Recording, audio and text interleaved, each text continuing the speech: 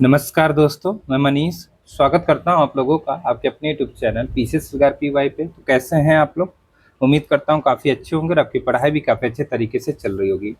तो जैसा कि हम लोग आरओ और एआरओ के लिए टेस्ट सीरीज सॉल्व कर रहे थे, तो टेस्ट सीरीज में हम लोग यहाँ पे ध्ये आईएएस की टेस्ट सीरीज सॉल्व कर रहे हैं। तो आज हम लोग ध्ये आईएएस का जो टेस्ट नंबर 5 है, यहाँ पे देखा जाए 4-5 का टेस्ट नंबर 5 है, उसको सॉल्व करेंगे। और इसमें करंट अफेयर की अगर मैं बात करूँ तो करंट अफेयर आपका यहाँ पे फरवरी का होगा, फरवरी 2025 का। ठीक है। और ये नए पैटर्न पे टेस्ट, आपको पता है नए पैटर्न का मतलब होता है कि 200 प्रश्न, मतलब आपका 140 प्रश्न जीएस के, 140 प्रश्न जबकि जीएस के हो जाते हैं, प्लस आपका 60 प्रश्न हिंदी के। ठीक है। तो ये नए पैटर्न के हिसाब से आपका 200 प्रश्न हो जाते हैं।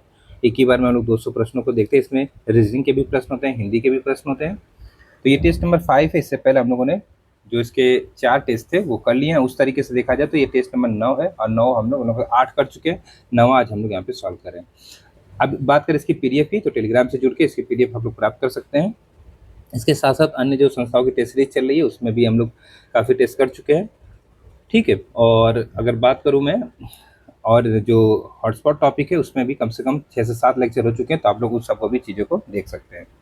तो चलिए फिर आज का जो लेक्चर इसको हम लोग स्टार्ट करेंगे। ज़्यादा बातें नहीं करेंगे क्योंकि लेक्चर थोड़ा सा लंबा हो जाएगा, क्योंकि 200 प्रश्न है और अच्छे से समझ के इसको हमको पढ़ना होता है। तो स्टार्ट करने से पहले आप लोगों से वही छोटी सी रिक्वेस्ट है कि अगर आप चैनल पर नए और आपने अभी तक पीसी सरकार पीवाई चैनल सब्सक्राइब नहीं किया है तो एक बार जरूर सब्सक्राइब करें। तो चलिए फिर देखते हैं आज का पहला प्रश्न क्या कह रहा है यहाँ पे। ये रहा आज का पहला प्रश्न। यहाँ से हम लोग थोड़ा सा स्टार्ट करते हैं। ठीक है। चलिए तो देखते हैं पहला प्रश्न। तो पहला प्रश्न है कि निम्नलिखित पर विचार कीजिए। सर्वोच्च न्यायालय, उच्च न्यायालय, जिला न्यायालय और लोक अदालत। अब इसमें बताना कि आपको कि इनमें से कौन भारत में अभिलेखीय न्यायालय है। ठीक है। देखिए, अभिलेखीय न्यायालय की अगर मैं बात करूँ थोड़ा सा, तो आपको पता होगा कि सर्वोच्च न्यायालय आर्टिकल 129 के तहत क्या होता है, तो अभिलेखीय न्यायालय जैसे कार्य करता है, मतलब अभिलेखीय न्यायालय 129 के तहत। इसी तरीके से उच्च न्यायालय की अगर मैं बात करूँ, तो उच्च न्यायालय आपका किस आर्टिकल के तहत, आर्टिकल 215 होता है ना, आर्टिकल आपका 215 के तहत। ठीक है। तो इस तरीके से आंसर क्या बनेगा, तो जिला न्यायालय नहीं होती है, और आपको यहाँ पे देखा जाए तो लोक अदालतें भी नहीं होती। तो 1 और 2 आपका आंसर यहाँ पे बनना चाहिए, तो 1 और 2 आप लोग आंसर यहाँ पे लगा लीजिएगा। ठीक। अगला प्रश्न क्या कह रहा है आपको यहाँ पे, भारत में राष्ट्रीय आपातकाल की घोषणा के आधार पर क्या है। मतलब यहाँ पे ये कह रहा है कि जो भारत में राष्ट्रीय आपातकाल लगता है ना, उसकी जो घोषणा होती है उसका आधार क्या है। युद्ध है, आंतरिक अशांति है, बाह्य आक्रमण है। आपको बता दूं यहाँ पे युद्ध तो है। ठीक है। युद्ध तो आपका कारण एक बनता है। ठीक। इसके साथ साथ अगर देखा जाए यहाँ पे, तो आपका बाह्य आक्रमण है, यहाँ पे बाह्य आक्रमण है। लेकिन आंतरिक अशांति आपका देखा जाए तो इससे 44 में, इससे पहले था, दरअसल 44वें संविधान संशोधन के पहले था। तो 44वां जो संविधान संशोधन होता है 1978 में, इसके तहत यहाँ पे क्या ला दिया जाता है, तो आपका एक शब्द है जिसको कहते हैं सशस्त्र विद्रोह। ठीक है। ये ला दिया जाता है यहाँ पे। तो इस आधार पे आपका आपातकाल लग सकता है, राष्ट्रीय आपातकाल। ठीक है। आर्टिकल कौन सा है भैया, आर्टिकल आपका 352 है ना, 352 है। तो ये कुछ इंपॉर्टेंट चीजें आप लोग थोड़ा सा यहाँ पे याद रखिएगा। ठीक है ना। चलिए, इस तरीके से आंसर 1 और 3 बनेगा। 1 और 3 मतलब आपका आंसर यहाँ पे क्या बन गया, तो आपका सी बन गया। ठीक हो गया। अगला प्रश्न कह रहा है, निम्नलिखित में से किसके पास भारत के सर्वोच्च न्यायालय के क्षेत्राधिकार को बढ़ाने की शक्ति है। जो सर्वोच्च न्यायालय है ना, यहाँ पे मतलब सुप्रीम कोर्ट जो है, उसके जो क्षेत्राधिकार होते हैं उसको बढ़ाने की शक्ति किसके पास है, आपको सिंपल से ये बताना। बताइए तो ये शक्ति किसके पास है। आपके ऑप्शन ये है, संसद है, राष्ट्रपति है, मंत्रिपरिषद, या भारत के मुख्य न्यायाधीश। तो यहाँ पे आंसर आपका क्या बन सकता है, तो यहाँ पे आंसर सबको पता है कि बनेगा संसद ना। संसद आपका आंसर यहाँ पे क्या हो जाएगा, बिल्कुल सही। अगर एक आर्टिकल आप लोग पढ़ेंगे, आर्टिकल कौन सा, 138, आर्टिकल 138 को अगर आप लोग पढ़ेंगे यहाँ पे, तो ये बताता है कि जो संसद है कानून बनाकर जो सर्वोच्च न्यायालय है उसके क्षेत्राधिकार को बढ़ा सकती है। ठीक है। इस चीज को आप लोग यहाँ पे याद रखिएगा। तो आर्टिकल 138 भी याद रखिएगा। अगला प्रश्न, यदि राज्यसभा द्वारा धन विधेयक में पर्याप्त संशोधन किया जाता है तो क्या होगा। यहाँ पे कह रहा है कि अगर जो राज्यसभा है उसके द्वारा धन विधेयक में पर्याप्त संशोधन किया जाता है तो क्या होगा, सिंपल से आपको ये बताना है। बताइए क्या होगा। तो कह रहा है कि लोकसभा राज्यसभा की सिफारिशों को स्वीकार करते हुए या फिर अस्वीकार करते हुए विधेयक पारित कर सकती है। लोकसभा विधेयक पर आगे विचार नहीं कर सकती। लोकसभा विधेयक को पुनर्विचार के लिए राज्यसभा को भेज सकती है। राष्ट्रपति विधेयक पारित करने के लिए संयुक्त बैठक बुला सकता है। देखिए, चौथा तो सबको पता है, संयुक्त बैठक का प्रावधान नहीं है किस पे, तो आपका यहाँ पे देखा जाए धन विधेयक के बारे में। ठीक है। संयुक्त जो बैठक होती है केवल साधारण जो विधेयक होता है उस पर होता है। ठीक है। अब यहाँ पे अगर देखा जाए तो सबसे जो सही आंसर लग रहा है वो आपका आंसर लग रहा है यहाँ पे ए वाला। ठीक है। मतलब लोकसभा राज्यसभा की सिफारिशों को स्वीकार कर सकती है या फिर अस्वीकार करते हुए विधेयक पारित कर सकती है। ठीक है। अगला प्रश्न आज का देखा जाए क्या कह रहा है, निम्नलिखित में से कौन स्थापित भारत सॉरी निम्नलिखित में से कौन स्थापित करता है कि संघ का यह कर्तव्य है कि वह राज्यों को बाहरी आक्रमण और आंतरिक गड़बड़ी से बचाए? ठीक है, बताइए, बहुत अच्छा सा प्रश्न ये भी है आपका। इसके लिए एक आर्टिकल सबसे पहले याद रखिएगा, आर्टिकल 355। आर्टिकल कौन सा? 355 ना, आर्टिकल 355। अगर आप लोग आर्टिकल 355 पढ़ेंगे तो इसमें स्पष्ट रूप से ये कहा गया है कि जो संघ सरकार है उसका एक दायित्व बनता है कि वो प्रत्येक राज्य को बाहरी आक्रमण और अशांति, मतलब आंतरिक जो अशांति है उससे सुरक्षित रखे। इस तरीके से आपका आंसर क्या बन जाएगा यहाँ पे? तो संवैधानिक प्रावधान है। ठीक है, संवैधानिक प्रावधान बनाया गया आर्टिकल 355 के तहत। ठीक है, तो इस तरीके से चीजों को थोड़ा सा आप लोग यहाँ पे याद रखिएगा। ठीक, चलिए प्रश्न संख्या 5 का आंसर आपका बी बनेगा। अगला कह रहा है कि भारत के संविधान की किस अनुसूची के तहत खनन के लिए आदिवासी भूमि को निजी पार्टियों को हस्तांतरित करना शून्य और अमान्य घोषित किया जा सकता है? आपकी अनुसूची यहाँ पे ये इस तरीके से दी गई है, बताइए आंसर क्या बनेगा। तीसरी अनुसूची में क्या है भैया? तो तीसरी में आपका शपथ है, आप सबको पता है। ठीक है, क्या है? तो शपथ है, जितने भी पदाधिकारी होते हैं उनकी शपथ दी गई है तीसरी में। ठीक है, तो इस तरीके से याद रखिएगा। अब यहाँ पे यही काम नहीं कर रहा है क्या? चलिए, अगर बात करें नवीं अनुसूची तो ये पहले संविधान संशोधन के द्वारा जोड़ी गई थी 1951 में। पहले संविधान संशोधन के द्वारा, संविधान संशोधन 1951 में जोड़ी गई थी। समय प्रधानमंत्री थे जवाहरलाल नेहरू साहब जी। भूमि अधिग्रहण से संबंधित, भूमि सुधार से संबंधित ये है। 12वीं की अनुसूची की अगर मैं बात करूँ यहाँ पे तो इसमें आपका नगर पालिका आती है। कौन आती है? नगर पालिका आती है। नगर पालिका आती है जो कि आपका 74वें संविधान संशोधन के द्वारा आपका जोड़ी गई थी, 1992 की बात है। इस तरीके से चीज़ों को याद रखिए तो ऑब्वियस सी बात है, बचा क्या? हम लोगों ने एलिमिनेशन से आंसर लगा लिया। आपका आंसर यहाँ पे बचा 5वीं अनुसूची। 5वीं अनुसूची बेसिकली अगर मैं बात करूँ यहाँ पे तो ये जनजातीय क्षेत्र प्रशासन के बारे में बताता है, लेकिन इसमें 4 राज्य नहीं आते, असम, मेघालय, त्रिपुरा, मिजोरम। इनके लिए 6ठी अनुसूची आ जाती है। तो इस तरीके से चीज़ों को याद रखिएगा। एक इंपॉर्टेंट अनुसूची है 10वीं, जिसमें दल बदल संबंधित कानून बनाया गया है। इस चीज़ को आप लोग यहाँ पे याद रखिए। 11वीं जो अनुसूची है वो आपका पंचायत से संबंधित है, जो कि 73वें संविधान संशोधन के द्वारा जोड़ी गई थी। 12वां अनुसूची आपको कंठस्थ याद होनी चाहिए और मुझे उम्मीद है कि आपको याद भी होगी। ठीक है, चलिए अगला कार्य, निम्नलिखित में से किस व्यक्ति के शपथ या फिर प्रतिज्ञान का उल्लेख भारतीय संविधान की तीसरी अनुसूची में नहीं किया गया? ध्यान से पढ़िएगा, तीसरी अनुसूची में आपका नहीं। देखिए, अभी मैंने बताया था आप लोगों को कि तीसरी अनुसूची में क्या है? तो शपथ है, लेकिन किस व्यक्ति के शपथ या फिर प्रतिज्ञान का उल्लेख भारतीय संविधान की जो तीसरी अनुसूची उसमें नहीं किया गया? ऑप्शन के हिसाब से देखते हैं, राष्ट्रपति, सर्वोच्च न्यायालय के न्यायाधीश, नियंत्रक महालेखा परीक्षक, राज्य विधानसभा के जो सदस्य होते हैं। देखिए, आपको पता होगा कि जो राष्ट्रपति होता है इसके शपथ का प्रावधान एक आर्टिकल में दिया गया है। आर्टिकल याद है आप लोग को? आर्टिकल आपका यहाँ पे क्या हो जाएगा? तो आर्टिकल आपका यहाँ पे हो जाएगा 60 ना, आर्टिकल 60 में दिया गया है। इस तरीके से यहाँ पे आर्टिकल सिंपल सा 60 कर लीजिएगा और यही आपका आंसर बन जाएगा। ठीक, चलिए अगला प्रश्न आज का देख लेते हैं। अगला प्रश्न क्या कह रहा है आपका यहाँ पे, जो कि 8वां प्रश्न होगा ना। राज्य के अधीन कोई लाभ का पद धारण करने वाला व्यक्ति किसी विदेशी राज्य से कोई उपहार या भुगतान किसकी सहमति से स्वीकार कर सकता है? तो ये बहुत ही सा फैक्चुअल सा प्रश्न है। ये अगर आप लोग आर्टिकल कौन सा, उपाधियों का अंत 18 में ना, आर्टिकल 18 उपाधियों का अंत, इसका एक सब क्लॉज है 4 वाला, उसको अगर पढ़ेंगे तो इसमें आपको पता चल जाएगा कि ये राष्ट्रपति की अनुमति से लेते हैं ना। तो राष्ट्रपति आपका यहाँ पे आंसर बिल्कुल सही होना चाहिए। ठीक है, इस तरीके से चीजों को याद रखिएगा। ठीक, चलिए आगे बढ़े थोड़ा सा और आगे हम लोग देख लेते हैं। अगला क्या, निम्नलिखित में से कौन सा अनुच्छेद राज्य को बीमारी और विकलांगता के मामले में शिक्षा के अधिकार को सुरक्षित करने के लिए प्रभावी प्रावधान करने का निर्देश देता है? तो इस तरीके से आपके आर्टिकल दिए गए हैं, बताइए यहाँ पे आंसर क्या हो जाएगा। देखिए, आर्टिकल 38 की बात करूँ, इसमें क्या है? इसमें बेसिकली डीपीएसपी आपका स्टार्ट होता है 36 से। ठीक है, 36 से 51 तक डीपीएसपी है, अर्थात राज्य के नीति निर्देशक तत्व दिए गए हैं। फिलहाल अगर आर्टिकल 38 की बात करूँ तो इसमें लिखा है कि राज्य जो है लोक कल्याण की अभिवृद्धि के लिए व्यवस्था बनाएगा। ऐसी बातें आर्टिकल 38 में की गई हैं। उसी तरीके से आर्टिकल 41 की अगर मैं बात करूँ, अनुच्छेद 41 में, तो ये आपका जो ऑप्शन पूछ रहा है इसका बिल्कुल सही ऑप्शन हो जाएगा यही, मतलब जो प्रश्न पूछ रहा है इसका आंसर यही बनेगा। ठीक है, अनुच्छेद 45 अगर आप लोग पढ़ेंगे तो सभी जो राज्य है उसके सभी जो बालक है ना, जिनकी आयु 6 वर्ष से कम है, 14 वर्ष से नहीं है, क्योंकि 14 वर्ष वाला जो कॉन्सेप्ट है वो आपका आता है फंडामेंटल ड्यूटीज में और आपका कहाँ पे आता है? फंडामेंटल राइट्स में। ठीक है, यहाँ पे 6 वर्ष से कम क्या आता है। ठीक है, तो उनकी बात करता है, उनको जैसे कि जो एक तरीके से बेसिक शिक्षा होती है वो दी जाएगी। ठीक है, अगर बात करें यहाँ पे अनुच्छेद 46 में क्या है, तो राज्य में जो अनुसूचित जाति है, जनजाति और समाज के जो कमजोर वर्ग है उनके शैक्षणिक और आर्थिक हितों की और साथ साथ जो सामाजिक अन्याय और शोषण की सुरक्षा करेगा, ऐसा आर्टिकल 46 कहता है। ठीक है, इस तरीके से चारों आर्टिकल आप लोग यहाँ पे याद रखिएगा।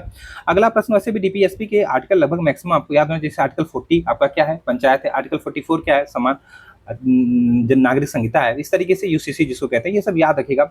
चलिए अगला, भारत के संविधान का कौन सा अनुच्छेद सामाजिक राजनीतिक, देखिए यहाँ पे सामाजिक राजनीतिक, आर्थिक सभी रूपों में जो न्याय है ना, उसको समाहित करता है। तो बताइए यहाँ पे फिर से डीपीएसपी से ही प्रश्न आपका है, बताइए यहाँ पे आंसर क्या बन जाएगा प्रश्न संख्या 10वें के लिए। तो हम लोगों ने अभी देखा था कि जो आर्टिकल 38 है ये क्या कहता है, ये कहता है कि राज्य सामाजिक, आर्थिक और राजनीतिक के न्याय सुनिश्चित करेगा ना, ऐसा कहता है। तो इस तरीके से आपका आंसर यही होना चाहिए, 38 आपका आंसर यहाँ पे होना चाहिए, बिल्कुल सही होना चाहिए। ठीक, इस तरीके से आप लोग यहाँ पे चीजों को याद रखिएगा। चलिए अगला प्रश्न है कि भारत का चुनाव आयोग निम्नलिखित में से किसके चुनाव के लिए उत्तरदायी नहीं है, मतलब किसके चुनाव के लिए वो रिस्पॉन्सिबल नहीं है। यहाँ पे आपको सिंपल से ये बताना है। तो देखिए, शहरी स्थानीय निकाय, विधानसभा, लोकसभा और भारत का राष्ट्रपति। तो आपको पता है कि जो शहरी स्थानीय निकाय के चुनाव होते हैं वो स्टेट का जो एक तरह से इलेक्शन कमीशन होता है वो कराता है ना, राज्य निर्वाचन आयोग कराता है, ना कि आपका भारत का चुनाव आयोग कराता है। तो इस तरीके से आप सबको पता है कि इसका आंसर क्या बनेगा, ए बन जाएगा। ठीक है, इस तरीके से चीजों को याद रखिएगा।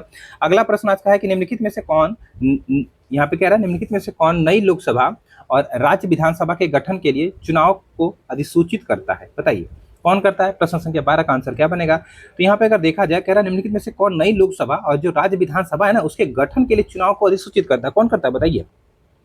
तो ये दरअसल जनप्रतिनिधित्व अधिनियम 1951, अगर उसको पढ़ेंगे ना उसमें धारा 14 दी गई है। इसके तहत यह बताया गया है कि लोकसभा चुनाव की अधिसूचना राष्ट्रपति द्वारा एवं धारा 15 के अंतर्गत राज्य विधानसभा के चुनाव की अधिसूचना राज्य के राज्यपाल द्वारा की जाती है। तो इस तरीके से आपका क्रमशः राष्ट्रपति और राज्यपाल आंसर बिल्कुल सही बनेगा। ध्यान से पढ़िएगा चीजों को, क्योंकि ऐसे प्रश्न क्या होता है, गलत हो जाते हैं, आते आते प्रश्न यही गलत होते हैं। तो यहाँ पे देखिए, नई लोकसभा और राज्य विधानसभा के गठन के लिए जो चुनाव है उनकी अधिसूचित कौन करता है, अधिसूचना कौन जारी करता है। तो यहाँ पे देखिए, अगर लोकसभा की बात करें तो राष्ट्रपति जारी करता है, अगर हम लोग बात करें जो आपका विधानसभा है उसके लिए कौन जारी करता है, तो राज्यपाल जारी करता है। इंपॉर्टेंट चीजें, अब ऐसे प्रश्न अगर नहीं आएंगे तो बहुत दिक्कत हो जाएगी, बस सिंपल सा मैं यही आपसे कहूंगा, ठीक है, क्योंकि आसान प्रश्न है। धर्म की स्वतंत्रता के अधिकार के तहत सूचीबद्ध अधिकारों को किन आधारों पर प्रतिबंधित किया जा सकता है, जैसे लोक स्वास्थ्य, आपका लोक व्यवस्था, स्वास्थ्य और नैतिकता। चलिए, जो धर्म की स्वतंत्रता है, धर्म की स्वतंत्रता मतलब आप समझ रहे हैं, आर्टिकल 25 से 28 तक ना, ये जो आपके फंडामेंटल राइट्स हैं, ये किस तहत एक तरीके से देखा जाए इन पर प्रतिबंध लगाया जा सकता है। जैसे कोरोना में आप लोग देखे होंगे, ठीक है, धर्म की स्वतंत्रता पे थोड़ा प्रतिबंध लगाया गया था, तो स्वास्थ्य कारण था, आप लोग देखे होंगे, ठीक है। साथ साथ कुछ लोक व्यवस्था भी थी और नैतिकता भी थी। तो आंसर आपके यहाँ पे क्या बनेगा, तीनों बनने चाहिए। तो आपका आंसर यहाँ पे सिंपल सा आप लोग लगा लीजिए, क्या, डी आंसर बन जाएगा। भारत में पंचायत चुनाव लड़ने का अधिकार है किसके पास है, बताइए। संवैधानिक अधिकार है, वैधानिक अधिकार है, कानूनी अधिकार या फिर मौलिक अधिकार है। भारत में जो आपका पंचायत का चुनाव होता है ये लड़ने का अधिकार कैसा अधिकार है, तो अभी इसी बात ये संवैधानिक अधिकार है, क्योंकि हमें संविधान से मिला हुआ है ये ना, ऐसा नहीं है कि संविधान से नहीं मिला है। बताइए कैसा अधिकार है, ये कानूनी अधिकार है। आप लोग को थोड़ा सा ध्यान से देखना पड़ेगा यार। तो देखिए, अगर हम लोग थोड़ा सा एक वाद देखें, उच्चतम न्यायालय का एक वाद है हरियाणा राज्य, ठीक है, और राजबाला बनाम हरियाणा राज्य था, एक तरीके से 2016 में भी एक वाद आया था। उसमें ये बताया गया था कि जो चुनाव लड़ने का अधिकार है, एक तरीके से देखा जाए तो ये कानूनी अधिकार है। तो यहाँ पे कानूनी अधिकार बिल्कुल सही लग रहा है, लेकिन अगर देखा जाए इसमें, अगर आप भाग 9 पढ़ेंगे तो उसमें उसमें भी ये बताया गया है कि जो चुनाव लड़ने का अधिकार एक संवैधानिक अधिकार है। तो फिलहाल यहाँ पे अगर आंसर की मैं बात करूँ तो संवैधानिक अधिकार सही है, संवैधानिक अधिकार लगाइएगा आप लोग यहाँ पे, संवैधानिक अधिकार सही दे रहा है यहाँ पे, ठीक है। चलिए अगला प्रश्न आज का क्या कह रहा है, राज्य मंत्रिपरिषद की मंत्रिमंडलीय समिति की नियुक्ति निम्नलिखित में से किसके द्वारा की जाती है। जो राज्य मंत्रिपरिषद है उसकी मंत्रिमंडल समितियों की नियुक्ति निम्नलिखित में से किसके द्वारा की जाती है। बहुत आसान सा प्रश्न है, आसानी से इसका आंसर आप लोग दे देंगे। कौन करता है, मुख्यमंत्री करता है ना, मुख्यमंत्री आपका आंसर यहाँ पे क्या जाएगा, तो बिल्कुल सही। इस तरीके से आपका आंसर यहाँ पे क्या बन जाएगा, तो मुख्यमंत्री आंसर बन जाएगा।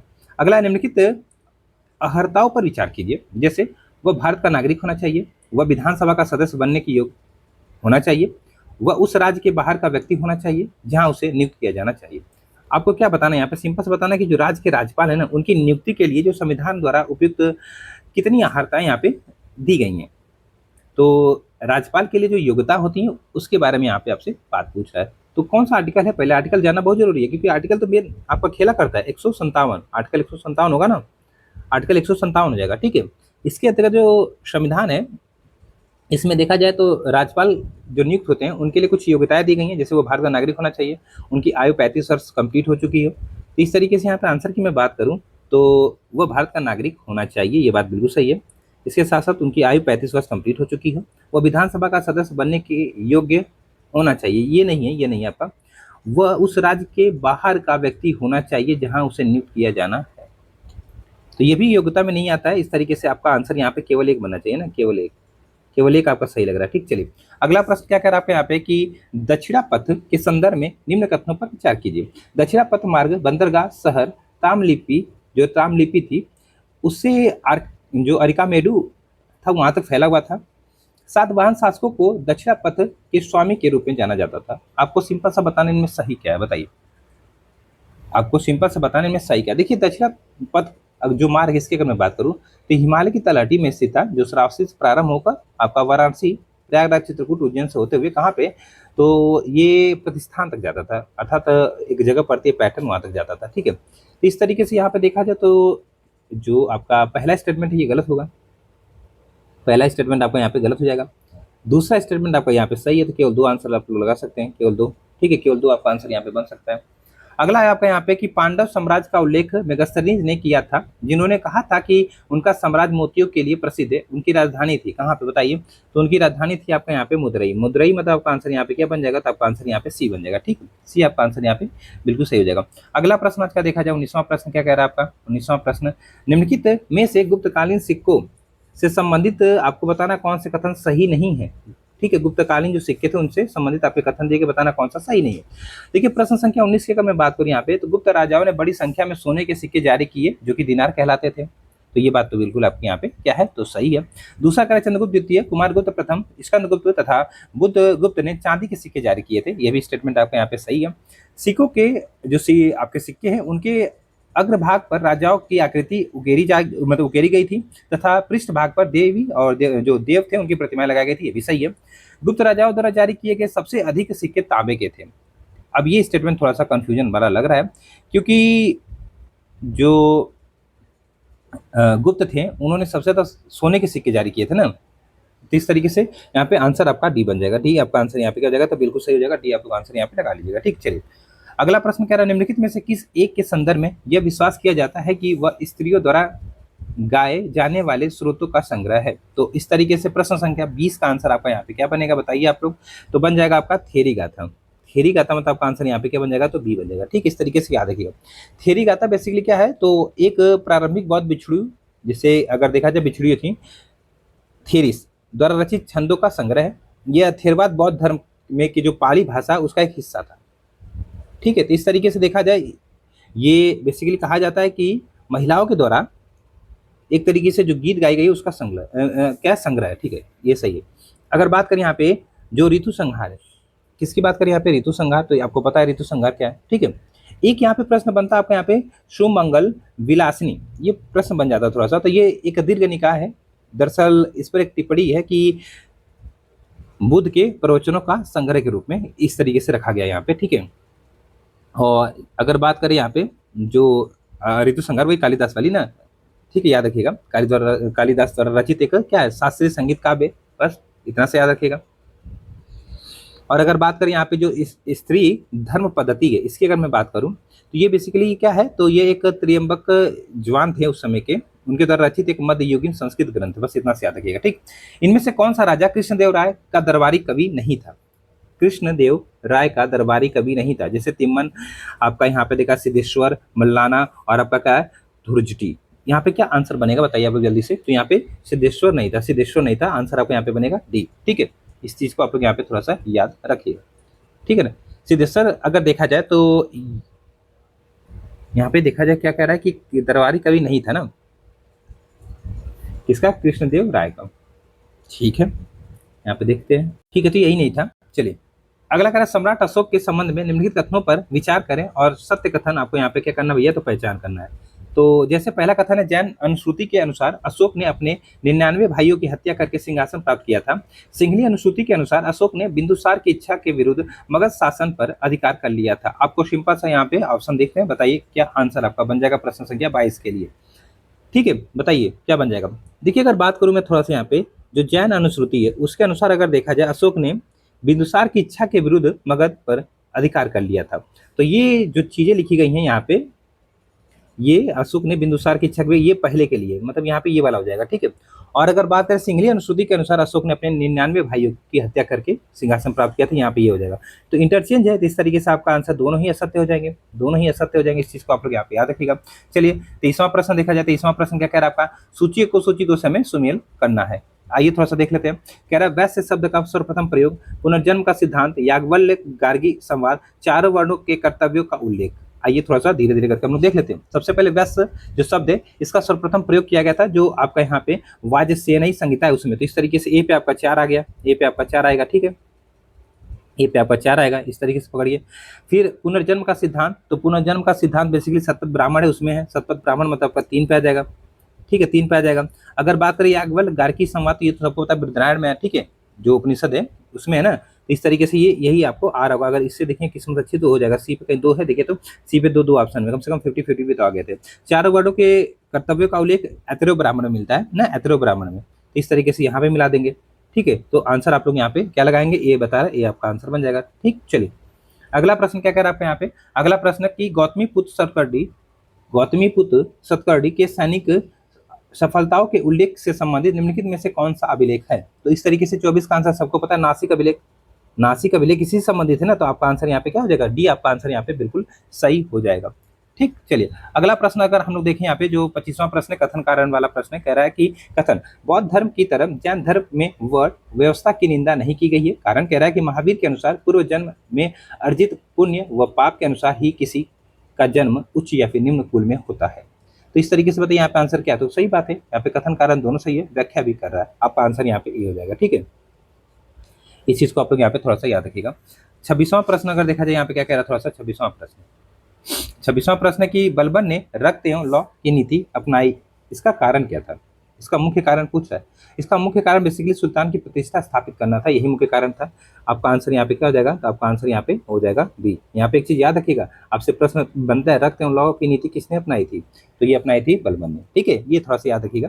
चलिए दरअसल वो क्या कहता था कि सुल्तान का जो पद है ईश्वर के द्वारा प्रदान किया होता है और सुल्तान का निरंकुश होना आवश्यक भी, ऐसा बलबन कहता है, ठीक है। चलिए अगला यहाँ पे ऋग्वेद के 10वें मंडल में निम्नलिखित में से कौन सा स्रोत विवाह समारोह पर प्रकाश डालता है। तो इस तरीके से आपका आंसर यहाँ पे क्या हो जाएगा, जैसे आपके ऑप्शन है सूर्य सूक्त, पुरुष सूक्त, आपका यहाँ पे दान सूक्त या फिर उड़ सूक्त। बताइए यहाँ पे आंसर क्या बनेगा प्रश्न संख्या 10वें के लिए। तो 10वें मंडल में बेसिकली अगर देखा जाए जो पुरुष आपका सूक्त है उसमें विवाह समारोह पर विचार किया गया है। तो आपका आंसर यहाँ पे क्या हो जाएगा, तो आपका आंसर यहाँ पे हो जाएगा बी, ठीक है, बी आपका सिंपल आंसर हो जाएगा। इस चीज को आप लोग यहाँ पे याद रखेगा। अगला है निम्नलिखित जो युग में इन पर विचार कीजिए और बताइए कि इनमें से कितने आपके सही सुमेलित थे, कितने आपके सही सुमेलित थे, व्यक्ति हैं और कैसे उनकी कृति दी गई है। तो आइए थोड़ा सा हम लोग यहाँ पे बात करते हैं प्रश्न संख्या 28 के लिए। यहाँ पे क्या कह रहा है कि आपका उद्दंड तो क्या है, मल्लिका मारुत, ठीक है, सायण तो सुधानिधि, यादव प्रकाश, गजंती, बभूति, आपका मालती माधव। देखिए यही सब प्रश्न टफ होते हैं और ये सब प्रश्न याद भी नहीं होते। बेसिकली कहाँ से आ जाते हैं, ये किताब में मिलते हैं ऐसी बात नहीं है, लेकिन बेसिक देखा जाए तो लगभग मैक्सिमम लोगों को ये नहीं आते हैं। ऐसे प्रश्न को स्किप कर देना चाहिए। लेकिन यहाँ पे आपका आंसर क्या है, सभी चार आपके यहाँ पे क्या है, सही है। यहाँ से देख लीजिए, अगर आपको याद हो जाएंगे तो ऐसे अगर प्रश्न एग्जाम में आए तो आपका बोनस हो जाएगा 1 नंबर का, ठीक है। चलिए अगला प्रश्न आज का देखा जाए, यहाँ पे क्या कह रहा है प्रश्न संख्या 29।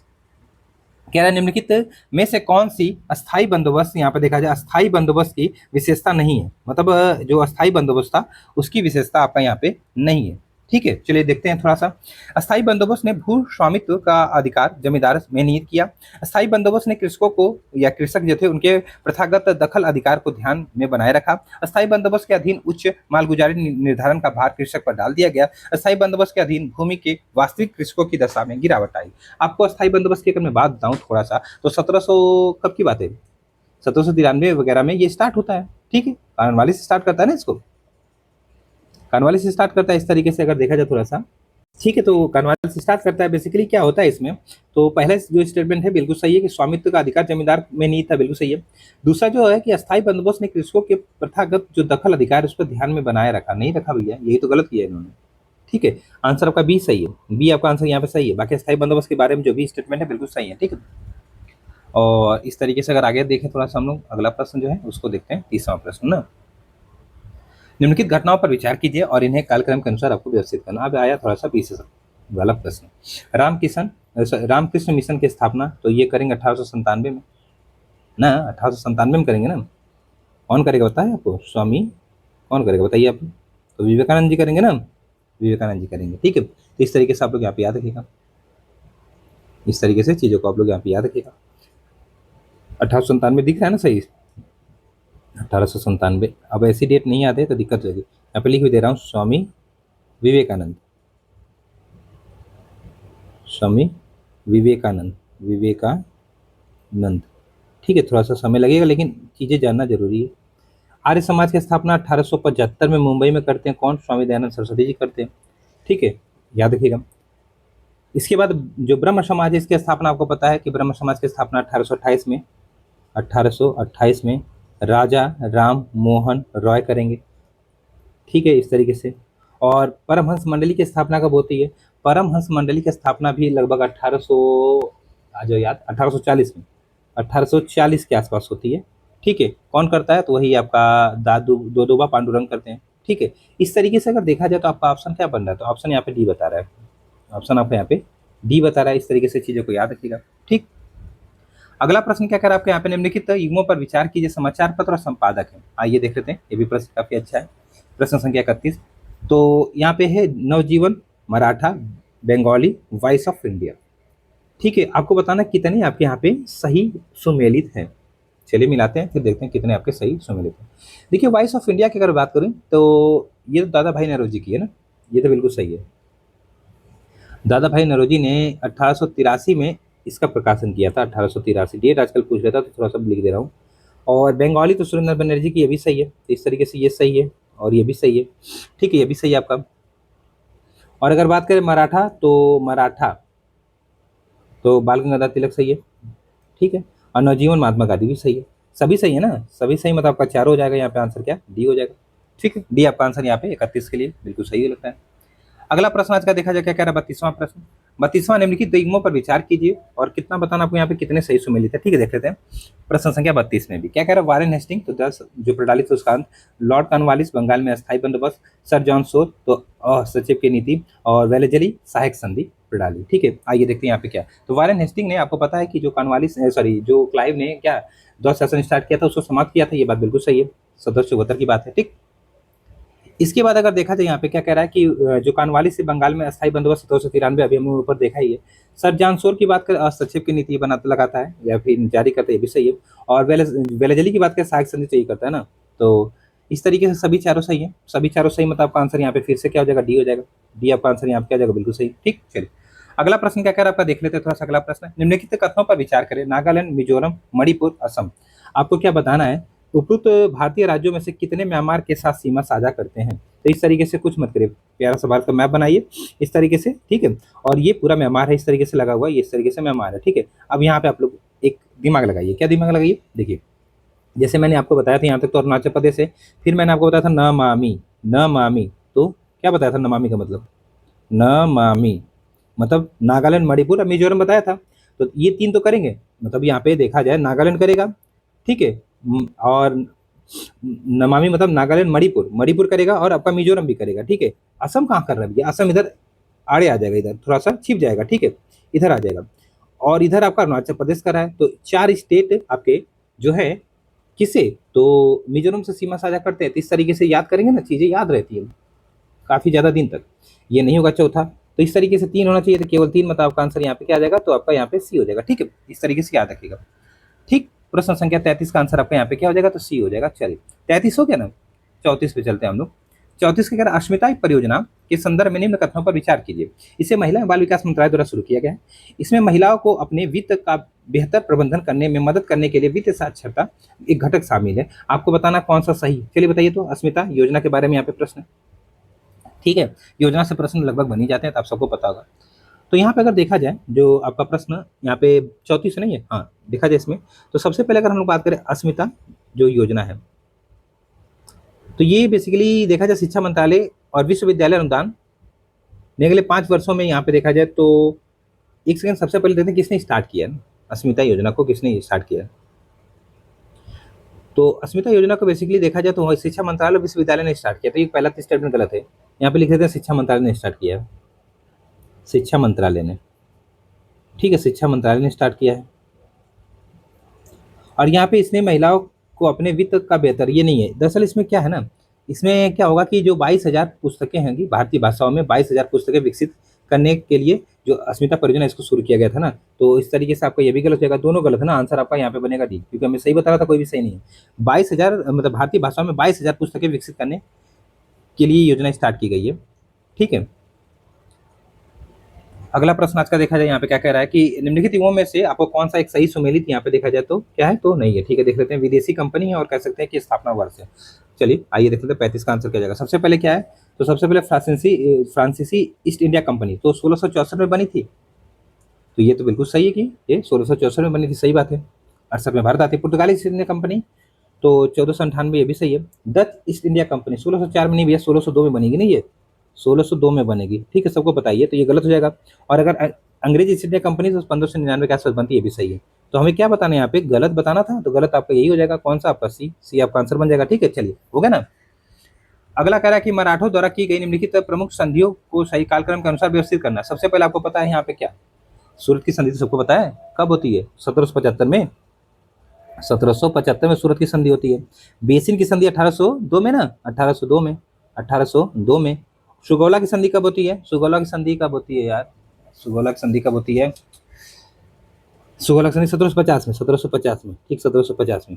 और सुरजी अर्जन गांव की संधि होती है कब, तो ये 1803 में होती है ना, 1803 में। ये याद रखिएगा दोस्तों, क्योंकि बहुत ज़्यादा इंपॉर्टेंट है ये। इसलिए इंपॉर्टेंट है क्योंकि ऐसे ही प्रश्न पीसीएस पूछता है, ये सब पीवीएस कह सकते हैं पीसीएस के सबसे ज़्यादा यहाँ पे कहूँ तो 4-5 स्टार वाले प्रश्न ये। ठीक है, 4-5 स्टार वाले प्रश्न, ऐसे प्रश्न अगर आपको कहीं भी मिले ना तो चुपचाप नोट कर लीजिएगा, क्योंकि यही प्रश्न आपसे एग्जाम में पूछे जाते हैं। आपका आंसर यहाँ पे क्या बनेगा, तो आपका आंसर यहाँ पे बी बनेगा। ठीक है, बी आपका आंसर यहाँ पे क्या हो जाएगा, तो सही हो जाएगा। ठीक, अगला प्रश्न क्या कह रहा है, 36 का 37 देख लेते हैं। 37 क्या कह रहा है, निम्नलिखित में से किस आयोग ने अकाल कोष, यहाँ पे देखिए अकाल कोष स्थापित करने का प्रयास किया तथा वर्ष 1883 में अकाल संहिता एक तरह से निश्चित की। तो यहाँ पे क्या हो जाएगा आंसर बताइए, किस आयोग की बात हो रही है ना। देखिए यहाँ पे 1883 की बात करें तो रिपन रहेगा इस समय ना, रिपन ही होगा इस समय। जब रिपन रहेगा तो रिपन ने एक तरीके से देखा जाए रिपन रहेगा, लेकिन ये जो आपका अकाल आयोग बनता है 1880 के आसपास बनता है, लीटन बनाता है ना, लीटन एक आयोग बनाता है किसी संबंधित जो अकाल था, और वो अकाल बनाता है, मतलब जो आयोग बना स्ट्रेची आयोग बनाता है। हाँ सही है, स्ट्रेची आयोग, ये 1880 में लीटन बना के जाता है, मतलब लीटन ही बनाता है इसको। ठीक, तो इस तरीके से यहाँ पे आंसर स्ट्रेची आयोग बिल्कुल सही है। ठीक है, इसको याद रखिएगा आप लोग, यही आपका आंसर सही हो जाएगा। अगला प्रश्न है कि कथन कारण यहाँ पे कि भारत छोड़ो आंदोलन 1942 को अगस्त क्रांति के नाम से भी जाना जाता है। कारण क्या, इस आंदोलन की शुरुआत 9 अगस्त 1942 को हुई थी। तो यहाँ पे क्या गलत है, यहाँ पे कुछ भी गलत नहीं है, कथन कारण दोनों सही, आपका व्याख्या भी करा है। ठीक है, चलिए अगला प्रश्न आज का कह रहा है कि राजा राम मोहन रॉय द्वारा निम्नलिखित में से किस पत्र पत्रिका के माध्यम से सती प्रथा का घोर विरोध किया गया था। ये भी आसान सा प्रश्न पीसीएस में कई बार पूछ चुका है। बताइए आप लोग आंसर यहाँ पे क्या जाएगा, तो संवाद कुमोदी मतलब आपका आंसर यहाँ पे क्या जाएगा, तो बी बिल्कुल सही है। आपका आंसर यहाँ पे क्या हो जाएगा, बिल्कुल सही है। और इस तरीके से देखा जाए सही है। और आपको पता है कि सती प्रथा का अंत 1829 में किया गया था ना, ये भी याद रखिएगा।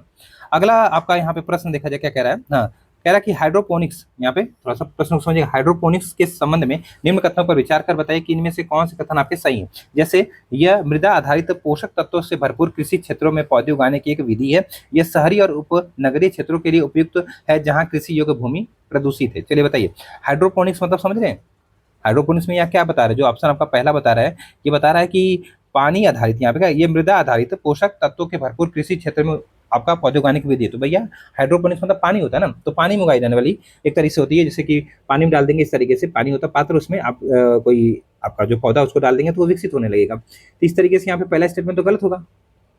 ठीक है, पहला स्टेटमेंट आपका यहाँ पे गलत होना चाहिए। ठीक, दूसरा स्टेटमेंट अगर देखा जाए यहाँ पे थोड़ा सा, तो ये सही है, क्योंकि ऐसा शहरों में ही हो सकता है क्योंकि मिट्टी नहीं है। इस तरीके से आपका आंसर केवल 2 हो जाएगा। ठीक, केवल 2 हो जाएगा। ठीक है ना, चलिए अगला प्रश्न आज का देखा जाए क्या कह रहा है, थोड़ा सा 40 के बाद 41वां प्रश्न देखा जाए क्या कह रहा है। 41वां प्रश्न कथन कारण आ गया क्या, हाँ कथन नहीं, कथन है, 2 कथन है। ठीक है, देख लेते हैं। कह रहा पृथ्वी की सतह इंफ्रारेड किरणों के रूप में दीर्घ तरंग विकिरण उत्सर्जित करती है। दीर्घ तरंग विकिरण पृथ्वी के ताप बजट में आने वाले और बाहर जाने वाले विकिरण के बीच संतुलन बनाए रखने में मदद करती है। चलिए बताइए आपका आंसर क्या हो जाएगा, प्रश्न संख्या आपका 41 है। तो यहाँ पे देखा जाए क्या होगा, आंसर बताइए। तो दोनों कथन कारण सही है ना, यहाँ पे व्याख्या भी करता है, आंसर ये लगा लीजिएगा। ठीक, ये आपका आंसर बन जाएगा। 42 देखते हैं, भूकंप के संदर्भ में जो हाइपोसेंटर होता है, यहाँ पे हाइपोसेंटर से आपका क्या तात्पर्य होता है। तो बेसिकली अगर हाइपोसेंटर की मैं बात करूं भूकंप के संदर्भ में यहाँ पे जो प्रश्न पूछ रहा है यहाँ पे, तो कह रहा है कि पृथ्वी की सतह पर वह बिंदु जहां भूकंपीय तरंगें सबसे पहले आती हैं, तो ईपी सेंटर होता है यहाँ पे। ये तो आपका ईपी सेंटर है, ईपी सेंटर है, ठीक है। ईपी सेंटर मतलब क्या होता है जानते हैं आप लोग? अधिकेंद्र। क्या होता है? अधिकेंद्र। तो ये तो होगा नहीं अधिकेंद्र, ठीक है, ये तो होगा नहीं। इसके बाद वह बिंदु जहां पी तरंगे और एस तरंगे मिलती हैं, ये भी नहीं होगा। वह बिंदु जहां भूकंप के दौरान ऊर्जा निकलती है, सबसे पहले जहां भूकंप की उत्पत्ति होती है ना, वही आपका एक तरह से क्या होता है, वही आपका एक तरीके से देखा जाए तो यहाँ पे हाइपोसेंटर होता है, या फिर इसी को फोकस कहते हैं, ठीक है। इस चीज को आप लोग यहाँ पे याद रखिएगा। तो आपका आंसर यहाँ पे सी बिल्कुल सही लग रहा है। पृथ्वी वह बिंदु जहां पे भूकंपीय तरंगे नहीं पहुंचती, गलत है, ठीक है। आपका आंसर यहाँ पे सी बिल्कुल सही है, ठीक। निम्नलिखित पर्वत और उनके जो प्रकार हैं उन पर विचार कर आपको बताना क्या है कि इनमें गलत युग्म कौन से है ना, मेल नहीं खाते। मतलब हिमालय तो फोल्ड पर्वत, मतलब फोल्डेड माउंटेन है, बिल्कुल सही बात है। माउंट किलिमंजारो, तो ये आपका ज्वालामुखी पर्वत बता रहा है, ठीक है। माउंट किलिमंजारो को क्या बता रहा है? ज्वालामुखी पर्वत बता रहा है। तो एक तरीके से देखा जाए तो ये भी सही है, ठीक है, ये भी सही है। किलिमंजारो जो है ये ज्वालामुखी पर्वत है। टेबल माउंटेन, टेबल माउंटेन अगर देखा जाए तो ये कहाँ पे है, थोड़ा सा इसको जानेंगे तब ना हम लोग बताएंगे। टेबल माउंटेन बेसिकली आपका एक तरीके से देखा जाए तो क्या कह रहे हैं यहाँ पे, ब्लॉक माउंटेन। तो ब्लॉक माउंटेन हो सकता है सपाट हो जाता है, ठीक है। तो ये टेबल माउंटेन तभी इसका नाम पड़ा है। तो ये आपको एक तरीके से सही है, ये भी सही है। और अपलेशियन पर्वत तो सबको पता पुराने वलित पर्वत के रूप में है, ठीक है। ये पुराना वलित पर्वत था। इस तरीके से देखा जाए तो यहाँ पे सभी सही सुमेलित लग रहे हैं ना, कोई भी आपका असुमेलित नहीं है, मतलब कोई भी ऐसा नहीं है जो मेल ना खाता हो, ठीक है। आंसर आपका यहाँ पे बनेगा डी। चलिए अगला प्रश्न आज का देखा जाए क्या कह रहा है थोड़ा सा। निम्नलिखित हिमालयन श्रेणियों पर विचार कीजिए और बताइए यहाँ पे क्या आपको कि दक्षिण से उत्तर सही क्रम क्या हो जाएगा। जैसे जास्कर है, धौलाधर है, लद्दाख है, काराकोरम है। जैसे याद कैसे है, काराकोरम, लद्दाख, जास्कर, फिर पीर पंजाल आता है, ठीक है, फिर इधर धौलाधर आ जाता है ना, यही है ना, धौलाधर आ जाता है। और ये हम लोगों ने क्रम लगाया कहाँ से भैया? तो ये क्रम लगाया था हम लोगों ने नॉर्थ टू साउथ, मतलब उत्तर से दक्षिण लगाया, लेकिन हमें यहाँ पे इसी को दक्षिण से उत्तर बताना है। तो सबसे पहले क्या आएगा बताइए? सबसे पहले यहाँ पे आपका देखा जाए तो क्या आ सकता है? तो सबसे पहले अगर देखा जाए यहाँ पे धौलाधर आना चाहिए, ठीक है। फिर आपका क्या आना चाहिए? तो इस तरीके से जाइए, धौलाधर, फिर जास्कर, ठीक है। तो आपका जास्कर हो जाएगा, 2-1-2-1 आंसर आ गया यहाँ पे, ठीक है। फिर 3 आना चाहिए क्या? लद्दाख। फिर सबसे ऊपर आपका काराकोरम आना चाहिए, हो गया ना। चलिए अगला, निम्नलिखित में से कौन सा राष्ट्रीय उद्यान पूरी तरह से शीतोष्ण अल्पाइन जो आपका क्षेत्र होता है ना वहां पे पड़ता है? शीतोष्ण अल्पाइन मतलब समझ रहे हैं, 3600 मीटर हाइट पे होगा, कुल मिला जुला के बहुत ज्यादा ऊंचाई पे होगा। तो देख लीजिए यहाँ पे मानस राष्ट्रीय उद्यान है, नामदफा राष्ट्रीय उद्यान है, नेवरा घाटी राष्ट्रीय उद्यान है, फूलों की घाटी राष्ट्रीय उद्यान है। देखिए ऑप्शन भी बड़ा सटीक बनाया है। यहाँ पे आंसर क्या बनेगा बताइए? तो ज्यादा ऊंचाई पे यहाँ पे कौन हो जाएगा बताइए? मानस असम में है तो ज्यादा ऊंचाई पे नहीं होगा, नामदफा अरुणाचल प्रदेश में, लेकिन ऊंचाई के हिसाब से देखें तो नहीं पड़ेगा, ठीक है। न्योरा घाटी अगर देखा जाए तो ये भी नहीं होगा। हाँ, फूलों की घाटी ये आपका कहाँ पे? उत्तराखंड में, तो ये हो सकता है एक तरीके से, ये आपका आंसर भी बनेगा, ठीक है।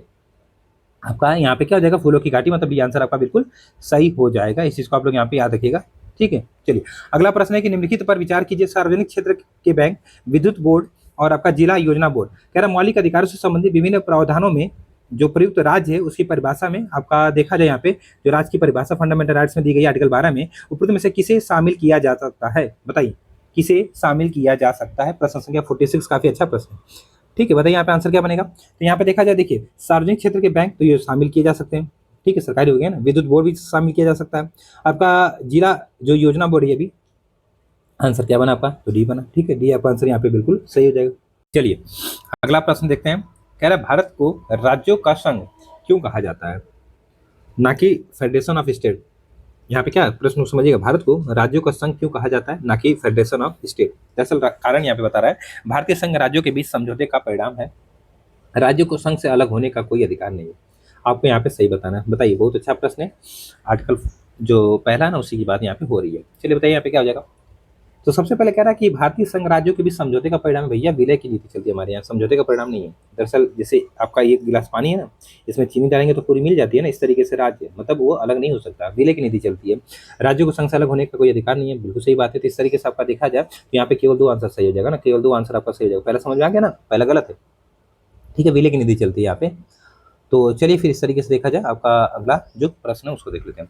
अगला प्रश्न क्या कर रहा है आपके यहाँ पे? प्रश्न संख्या 48 कह रहा है कि सदनों के समक्ष लाए जाने वाले सरकारी और अन्य कार्यों के लिए समय के आवंटन की सिफारिश करने के लिए निम्नलिखित में से किस समिति से संपर्क किया जाना चाहिए? तो प्रश्न संख्या 48 का आंसर आपका यहाँ पे क्या बनेगा? आप लोग बताइए यहाँ पे। तो यहाँ पे बनेगा कार्य मंत्रणा समिति, तो कार्य यही करेगा ना, कार्य मंत्रणा समिति। इस तरीके से आप लोग यहाँ पे आंसर लगा सकते थे। प्रश्न संख्या 48 का आंसर ये हो जाएगा। ठीक है, चलिए इसमें अध्यक्ष और उपाध्यक्ष सहित कुल 15 सदस्य यहाँ पे देखा जाए तो क्या कितने सदस्य होते हैं कार्य मंत्रणा समिति में, थोड़ा सा 15 सदस्य शायद होते हैं। ठीक है, 15 सदस्य होते हैं अध्यक्ष और उपाध्यक्ष को शामिल करके।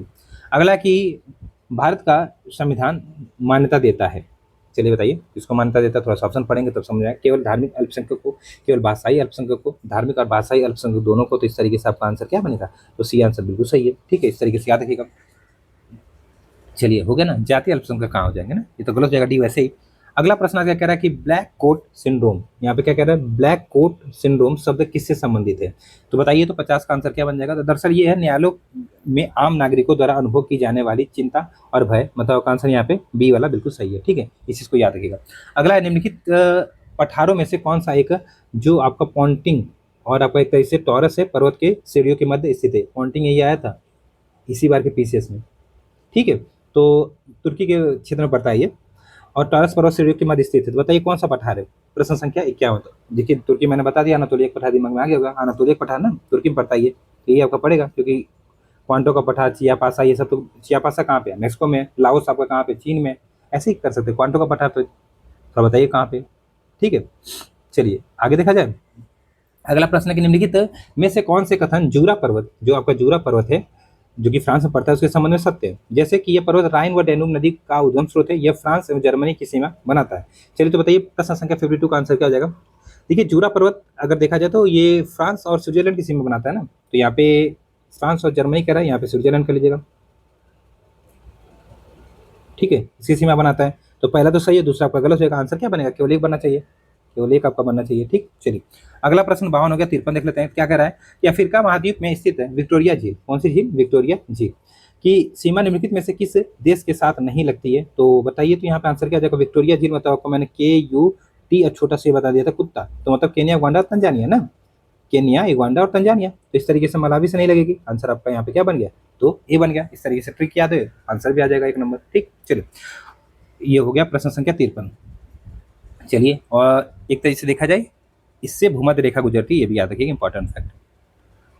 अफ्रीका महाद्वीप के मसाई, बंटू तथा जुलू दक्षिण अफ्रीका प्रजातियों द्वारा निर्मित मानव अधिवास कहलाते हैं। मतलब ये सब जनजातियां ये एक अधिवास बनाते हैं, उनको क्या कहते हैं, सिंपल से ये प्रश्न पूछ रहा है, तो कॉल कहते हैं, कॉल। ठीक है, क्रॉल कहते हैं, इस तरीके से याद रखिएगा, क्रॉल कहते हैं। ठीक, अगला प्रश्न है कि सूची को सूची 2 से सुमेल करना, गर्भ हवाएं। देखिए ये सब प्रश्न मैं पढ़ा चुका हूँ। ठीक है, मतलब ये सब टॉपिक पढ़ा चुका हूँ, जो आपका हॉटस्पॉट टॉपिक है, सब प्रश्न आप लोग आसानी से कर ले जाएंगे। ठीक है, देखिए डॉक्टर विंड बेसिकली गिनी के तट पर चलती है। दरअसल हनमट्टन जो हवा होती है ना, वही ना, जब यहाँ पे आती है थोड़ा सा बहुत गर्मी होती है, तो ये क्या करती है, वर्षा कर जाती है, थोड़ी राहत पहुंचाती है, इसलिए इसको डॉक्टर विंड कहते हैं।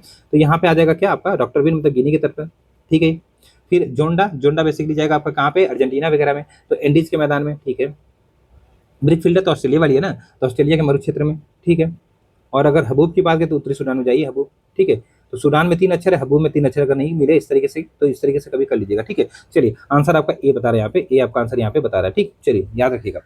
निम्नलिखित में से कौन कार्बन के ऊपर अपरूप यहाँ पे देखा जाए, मतलब जो एलोट्रॉप होते हैं वो हैं, फ्लोरीन है, आपका चॉकोइट है, कार्बन हेलाइट से, और आपका कार्बाइन। तो बताइए यहाँ पे सबसे पहले अगर मैं बात करूँ प्रश्न संख्या 56 को, इसमें तो कम से कम 1-2 तो आपको पता ही होगा। कौन कौन से 1-2 पता होगा, जैसे कि फ्लोरीन जो है ये कार्बन का एलोट्रॉप से, मतलब कार्बन का अपरूप है। ठीक है, इसके साथ साथ आपका चायोइड तो नहीं होगा, ये 2 से एलिमिनेट करिए, तो 2 से एलिमिनेट करिए तो आंसर आ गया 1 और 4। ठीक है, कभी कभार एलिमिनेशन से आंसर आ जाता है।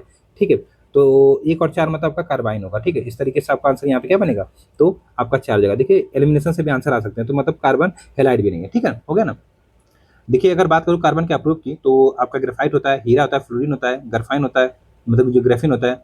ठीक है, इस तरीके से दरअसल ग्रेफिन नैनो पार्टिकल्स होते हैं ना, तो यहाँ पे बेसिकली अगर अल्ट्रॉप्स की कार्बन की बात करें तो आपका ग्रेफाइट होता है, हीरा होता है, फ्लोरीन होता है। ठीक है, यहाँ पे अगर देखा जाए तो आंसर सही तो है, ये सब कार्बन के अनुरूप है, क्योंकि चायोइड्स होता है ये सफेद होता है ना।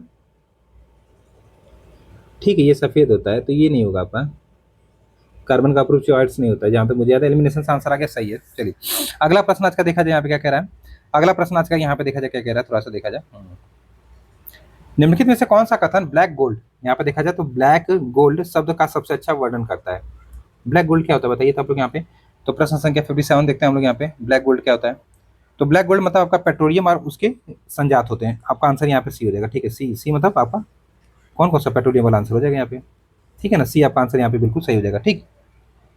अगला प्रश्न आज का देखा जाए क्या कारण था, निम्नलिखित पर विचार कीजिए, राष्ट्रीय उद्यान, वनस्पति उद्यान, प्राणी उद्यान, इनमें से कितने एक्सी2, यहाँ पे क्या कर रहा है एक्सी2, एक्सी2 मतलब समझते हैं क्या होता है, आप थोड़ा सा समझा देता हूँ मैं। देखिए दो प्रकार के आपके बायोडाइवर्सिटी कंजर्वेशन होते हैं, मतलब संरक्षण होते हैं जैव विविधता के। एक आपका इन-सिटू होता है, इन-सिटू में क्या होता है, उसी स्थान पर, कहाँ पे, वहीं पे, उसी स्थान पर संरक्षण किया जाता है, उसी स्थान पर आपका पर संरक्षण, उसी स्थान पर संरक्षण। और जो एक्स-सिटी होता है, यहाँ से मतलब जहाँ से वो उनकी स्थिति खराब हो रही है, ला के दूसरे जगह आपका यहाँ पे घर मान लीजिए कुछ बना के, जैसे गार्डन वगैरह बना के यहाँ पे रखा जाता है, तो ये एक्स-सिटू संरक्षण होता है। तो आप देखिए यहाँ पे थोड़ा सा दिमाग लगाइए अपना, एक्स-सिटू संरक्षण वीडियो का उदाहरण है। तो राष्ट्रीय उद्यान भैया इतना बड़ा होता कहाँ पे हो जाएगा, ठीक है, ठीक है। तो ये नहीं होगा, तो ये नहीं होगा, तो केवल यहाँ पे चलिए इस तरीके से पूछा ना, ये तो नहीं होगा। फिर क्या कह रहा है यहाँ पे, आपका प्राणी उद्यान और वनस्पति उद्यान ये दोनों होते हैं, ठीक है। बॉटनिकल गार्डन और आपका जूलॉजिकल गार्डन ये दोनों होते हैं ना। इस तरीके से आपका केवल दो होना चाहिए, यहाँ पे केवल दो होना चाहिए, एक्स-सिटू के एग्जाम्पल, ठीक है। एक्स-सिटू के एग्जाम्पल केवल दो होना चाहिए, 58 का आंसर आपका केवल दो बनेगा, ठीक है, हो गया ना।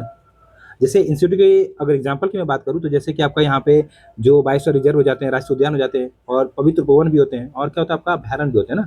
और एक्स-सिटू के एग्जाम्पल की बात करो तो जैसे कि आपका वनस्पति उद्यान हो गया यहाँ पे, और जो राष्ट्रीय उद्यान हो गया, मतलब सॉरी प्राणी उद्यान, माफ करिएगा, राष्ट्रीय उद्यान कहा जाएगा, प्राणी उद्यान हो गया। जो जैसे कि जो आपके बैंक होते हैं, कौन से बैंक, जैसे कि जीन बैंक वगैरह जो होते हैं, ये सब इसके एग्जाम्पल हो जाएंगे एक्स-सिटू के, ठीक है, याद रखिएगा। निम्नलिखित में से कौन सी वृद्धि सीमा सिद्धांत की मुख्य धारण, मतलब यहाँ पे क्या है, धारणा है किसकी भैया, यहाँ पे निम्नलिखित में से कौन सी वृद्धि सीमा सिद्धांत की मुख्य धारणा है, सीमा सिद्धांत, ठीक है। तो 50 का मतलब यहाँ पे आंसर का आंसर क्या बनेगा, तो यहाँ पे पर्यावरण अपनी वहन क्षमता से परे बढ़ते जो संसाधन है उपयोग का समर्थन नहीं कर सकता। आपका आंसर यहाँ पे ये बता रहा है, ठीक है। चलिए यहाँ पे कह रहा है जम्बू घोड़ा, जम्बू घोड़ा वनस्पति वन्य जीव अभ्यारण्य, ये भारत के किस राज्य में है, बताइए तो कहाँ पे है ये आपका कहाँ पे है, जम्बू घोड़ा वन्य जीव अभ्यारण्य भारत के किस राज्य में स्थित है, तो ये है आपका गुजरात में, कहाँ पे, गुजरात में, ठीक है। इस तरीके से आपका आंसर यहाँ पे क्या बनेगा, सी बनेगा, ठीक है, गुजरात में ये स्थित है। अगला प्रश्न है निम्नलिखित प्रदूषकों, चलिए तो अगला प्रश्न है कि निम्नलिखित प्रदूषकों पर विचार कीजिए जो पॉल्यूटेंट दिए गए हैं। उपयुक्त प्रदूषकों में से कितने राष्ट्रीय वायु गुणवत्ता जो सूचकांक होता है उसके तहत निगरानी की जाती है। तो प्रश्न संख्या जो 61 है, इसका आंसर क्या हो जाएगा, तो SO2, NO2, NH3 सभी के होते हैं ना, सभी के होते हैं, सभी तीनों लगा लीजिएगा, ठीक है, सभी तीनों आप लोग लगा लीजिए। 10 इसमें PM10 होता है, PM2.5 होता है, आपके नाइट्रोजन के ऑक्साइड होते हैं, सल्फर के ऑक्साइड होते हैं, कार्बन मोनोऑक्साइड होती है, और यहाँ पे ओजोन भी होती है, NH3 होता है, और जो लेड होता है वो होता है, ठीक है। इस तरीके से याद रखिएगा। अगला प्रश्न आज का क्या कह रहे हैं यहाँ पे, पेड़ों की पत्तियों में जो आपका क्लोरोसिस तथा नेक्रोसिस रोग लगता है, ये दो रोग है यहाँ पे, क्लोरोसिस और आपका नेक्रोसिस, निम्नलिखित में से किसके कारण होते हैं, ओजोन के, स्मॉग के, सल्फर डाइऑक्साइड के, या फिर लेड के। तो यहाँ पे आंसर क्या बनेगा, तो ये होता है दरअसल किसके कारण, तो ये होता है आपका स्मॉग के कारण, ठीक है, स्मॉग के कारण होता है, सिंपल से याद रखिएगा। अगला प्रश्न आज का 63 है, नाइट्रोजन स्थिरीकरण में सहायक जीवाणु तथा उनके फसलों के युग्म में से आपको बताना कौन सा सही सुमेलित है। आइए देख लेते हैं, फसल और जीवाणु दिए गए हैं नाइट्रोजन फिक्सेशन करने वाले। सोयाबीन में राइजोबियम आपका जो जैपोनिकम होता है, जेली फॉर्म में आपका एनाबीना एजोली होता है, और लूसन में आपका राइजोबियम जो मेलिलोटी होता है। तो बताइए यहाँ पे क्या सही है, प्रश्न संख्या जो आपका 63 है, इसमें कौन सा सही है। यहाँ पे देखा जाए तीनों सही हैं, तीनों सही लग रहे हैं, ठीक है, तीनों सही हैं। अब इनको कैसे याद करें, थोड़ा सा ये दिक्कत वाली बात है। सोयाबीन, तो सोयाबीन में कैसे याद करें, सोयाबीन में आपका देखिए राइजोबियम जैकोनिकम, तो कुछ मिलाइएगा यहाँ पे, ठीक है। देखिए यहाँ पे सोयाबीन में आपका कैसे याद करें इसको तो रटना ही पड़ेगा ना, रट लीजिएगा, ठीक है, इस तरीके से आप लोग यहाँ पे रट लीजिएगा। स्वच्छ विकास युक्ति अर्थात UNFCCC के क्योटो प्रोटोकॉल की किस धारा के अंतर्गत वर्णित है। तो इस तरीके से यहाँ पे आंसर की अगर बात को, धारा 12 ना, धारा आपका 12 आंसर यहाँ पे बिल्कुल सही हो जाएगा, ठीक। निम्नलिखित युग्मों में से कौन सा एक सही सुमेलित नहीं है, कौन सा एक सही सुमेलित यहाँ पे देखा जाए तो नहीं है। तो आइए देख लेते हैं, जैसे गहन पारिस्थितिकीय तो अर्नीस, ठीक है, गहन मतलब डीप होता है ना, तो डीप हो गया, डीप, तो इस तरीके से अर्नीज, नीज मतलब नीचे, तो डीप इस तरीके से याद रखिए जैसे मैंने याद रखा। पारिस्थितिकीय तंत्र इको सिस्टम होता है, इको सिस्टम, टम होता है ना, तांसले, तांसले में बीटा आ रहा है, इस तरीके से याद रखिएगा, भूलेंगे नहीं, तांसले में बीटा आ रहा है, सिस्टम में बीटा आ रहा है, तो ये भी सही होगा। पहला भी सही है आपका, दूसरा भी सही है, हो गया ना, दो तो सही हो गए। फिर कह रहा है कि पारिस्थितिकी है, इसको कहते हैं इकोलॉजी, इकोलॉजी, इकोलॉजी। तो यहाँ पे क्या आ जाएगा, यहाँ पे हेकल आएगा ना, हेकल, हेकल, हेकल, क्योंकि ला आ रहा है यहाँ पे, इकोलॉजी में ला आ रहा है, हेकल में ला आ रहा है, तो इस तरह से हेकल होना चाहिए था यहाँ पे, ठीक है ना, क्या होना चाहिए था, हेकल होना चाहिए था, अनेस्ट हेकल जो थे, हेकल, ठीक है। तो इस तरीके से याद करेंगे, चीजें भूलेंगे नहीं, यही आपका यहाँ पे देखा जाए गलत हो गया, ठीक है। पारिस्थितिकी नीचे तो ग्रीनस, ठीक है, ये तो सही है। आंसर आपका क्या बनेगा यहाँ पे भैया, आंसर आपका सी बनेगा, ठीक है। इस तरीके से याद रखिएगा आप लोग। चलिए चला जाए आगे, अच्छा प्रश्न देखते हैं। विद्युत धारा के चुंबकीय प्रवाह की खोज निम्नलिखित में से किस वैज्ञानिक ने की थी। तो ये तो की थी आपका, विद्युत धारा के चुंबकीय प्रवाह की खोज निम्नलिखित में से किस वैज्ञानिक ने की थी, तो क्रिश्चियन आपका यहाँ पे आस्ट्रेड। अगला प्रश्न आज का देखा जाए सड़सठ, सड़सठ क्या कह रहा है कि निम्नलिखित में से कौन उत्तर प्रदेश सरकार की पर्यटन विकास से संबंधित योजना है। तो यहाँ पे देखिए, पेइंग गेस्ट योजना है, incredible India bed and breakfast योजना है, डिस्कवर योर रूट्स योजना है। प्रश्न संख्या सड़सठ का आंसर क्या जाएगा, सभी तीनों तो हैं ना, सभी तीनों इस तरीके से उत्तर जो प्रदेश है इसके ना, ठीक है, याद रखिएगा आप लोग। अगर मैं बात करूँ थोड़ा सा यहाँ पे कुछ और नहीं सही है, चलिए यहाँ पे थोड़ी सी बातें करना जरूरी भी है, थोड़ा सा कर लेता हूँ। देखिए अगर बात करें यहाँ पे जो incredible India bed and breakfast योजना है ना, इसकी अगर मैं बात करें तो ये 2008 में शुरू की गई थी। कब, 2008 में। डेट बहुत जरूरी होता है ना आजकल के एग्जाम में, 2008 में, इसलिए बताना जरूरी है, ठीक है।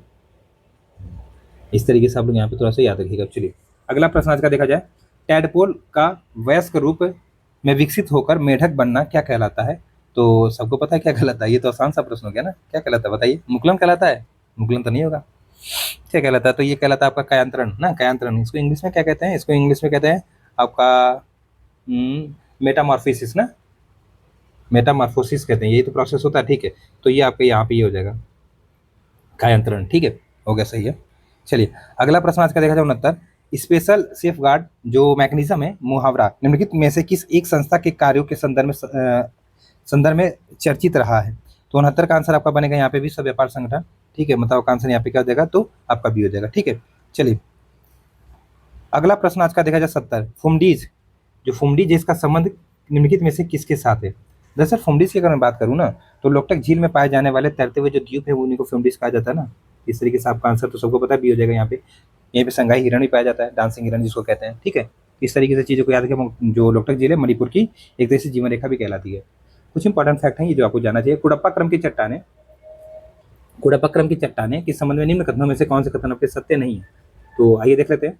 जैसे इनका निर्माण धारवाड़ क्रम की चट्टानों के अपरदन निक्षेपण के से हुआ है। ये चूना पत्थर, संगमरमर और एस्बेस्टस आदि के लिए प्रसिद्ध है। इनकी रचना में सूक्ष्म जीवाश्मों के प्रमाण मिले हैं। सभी कथन सत्य। बताइए प्रश्न संख्या 71 का आंसर क्या हो जाएगा। देखिए यहाँ पे अगर बात करें ना, सबसे पहले बनी आर्कियन, आर्कियन क्रम की चट्टानें ए, फिर इसके बाद बनी इससे अपरदन निक्षेपण हुआ तो बनी धारवाड़ डी। इसी तरीके से याद रखिएगा क्योंकि एबीसीडी के क्रम से मैंने याद कराया आप लोग को, डी।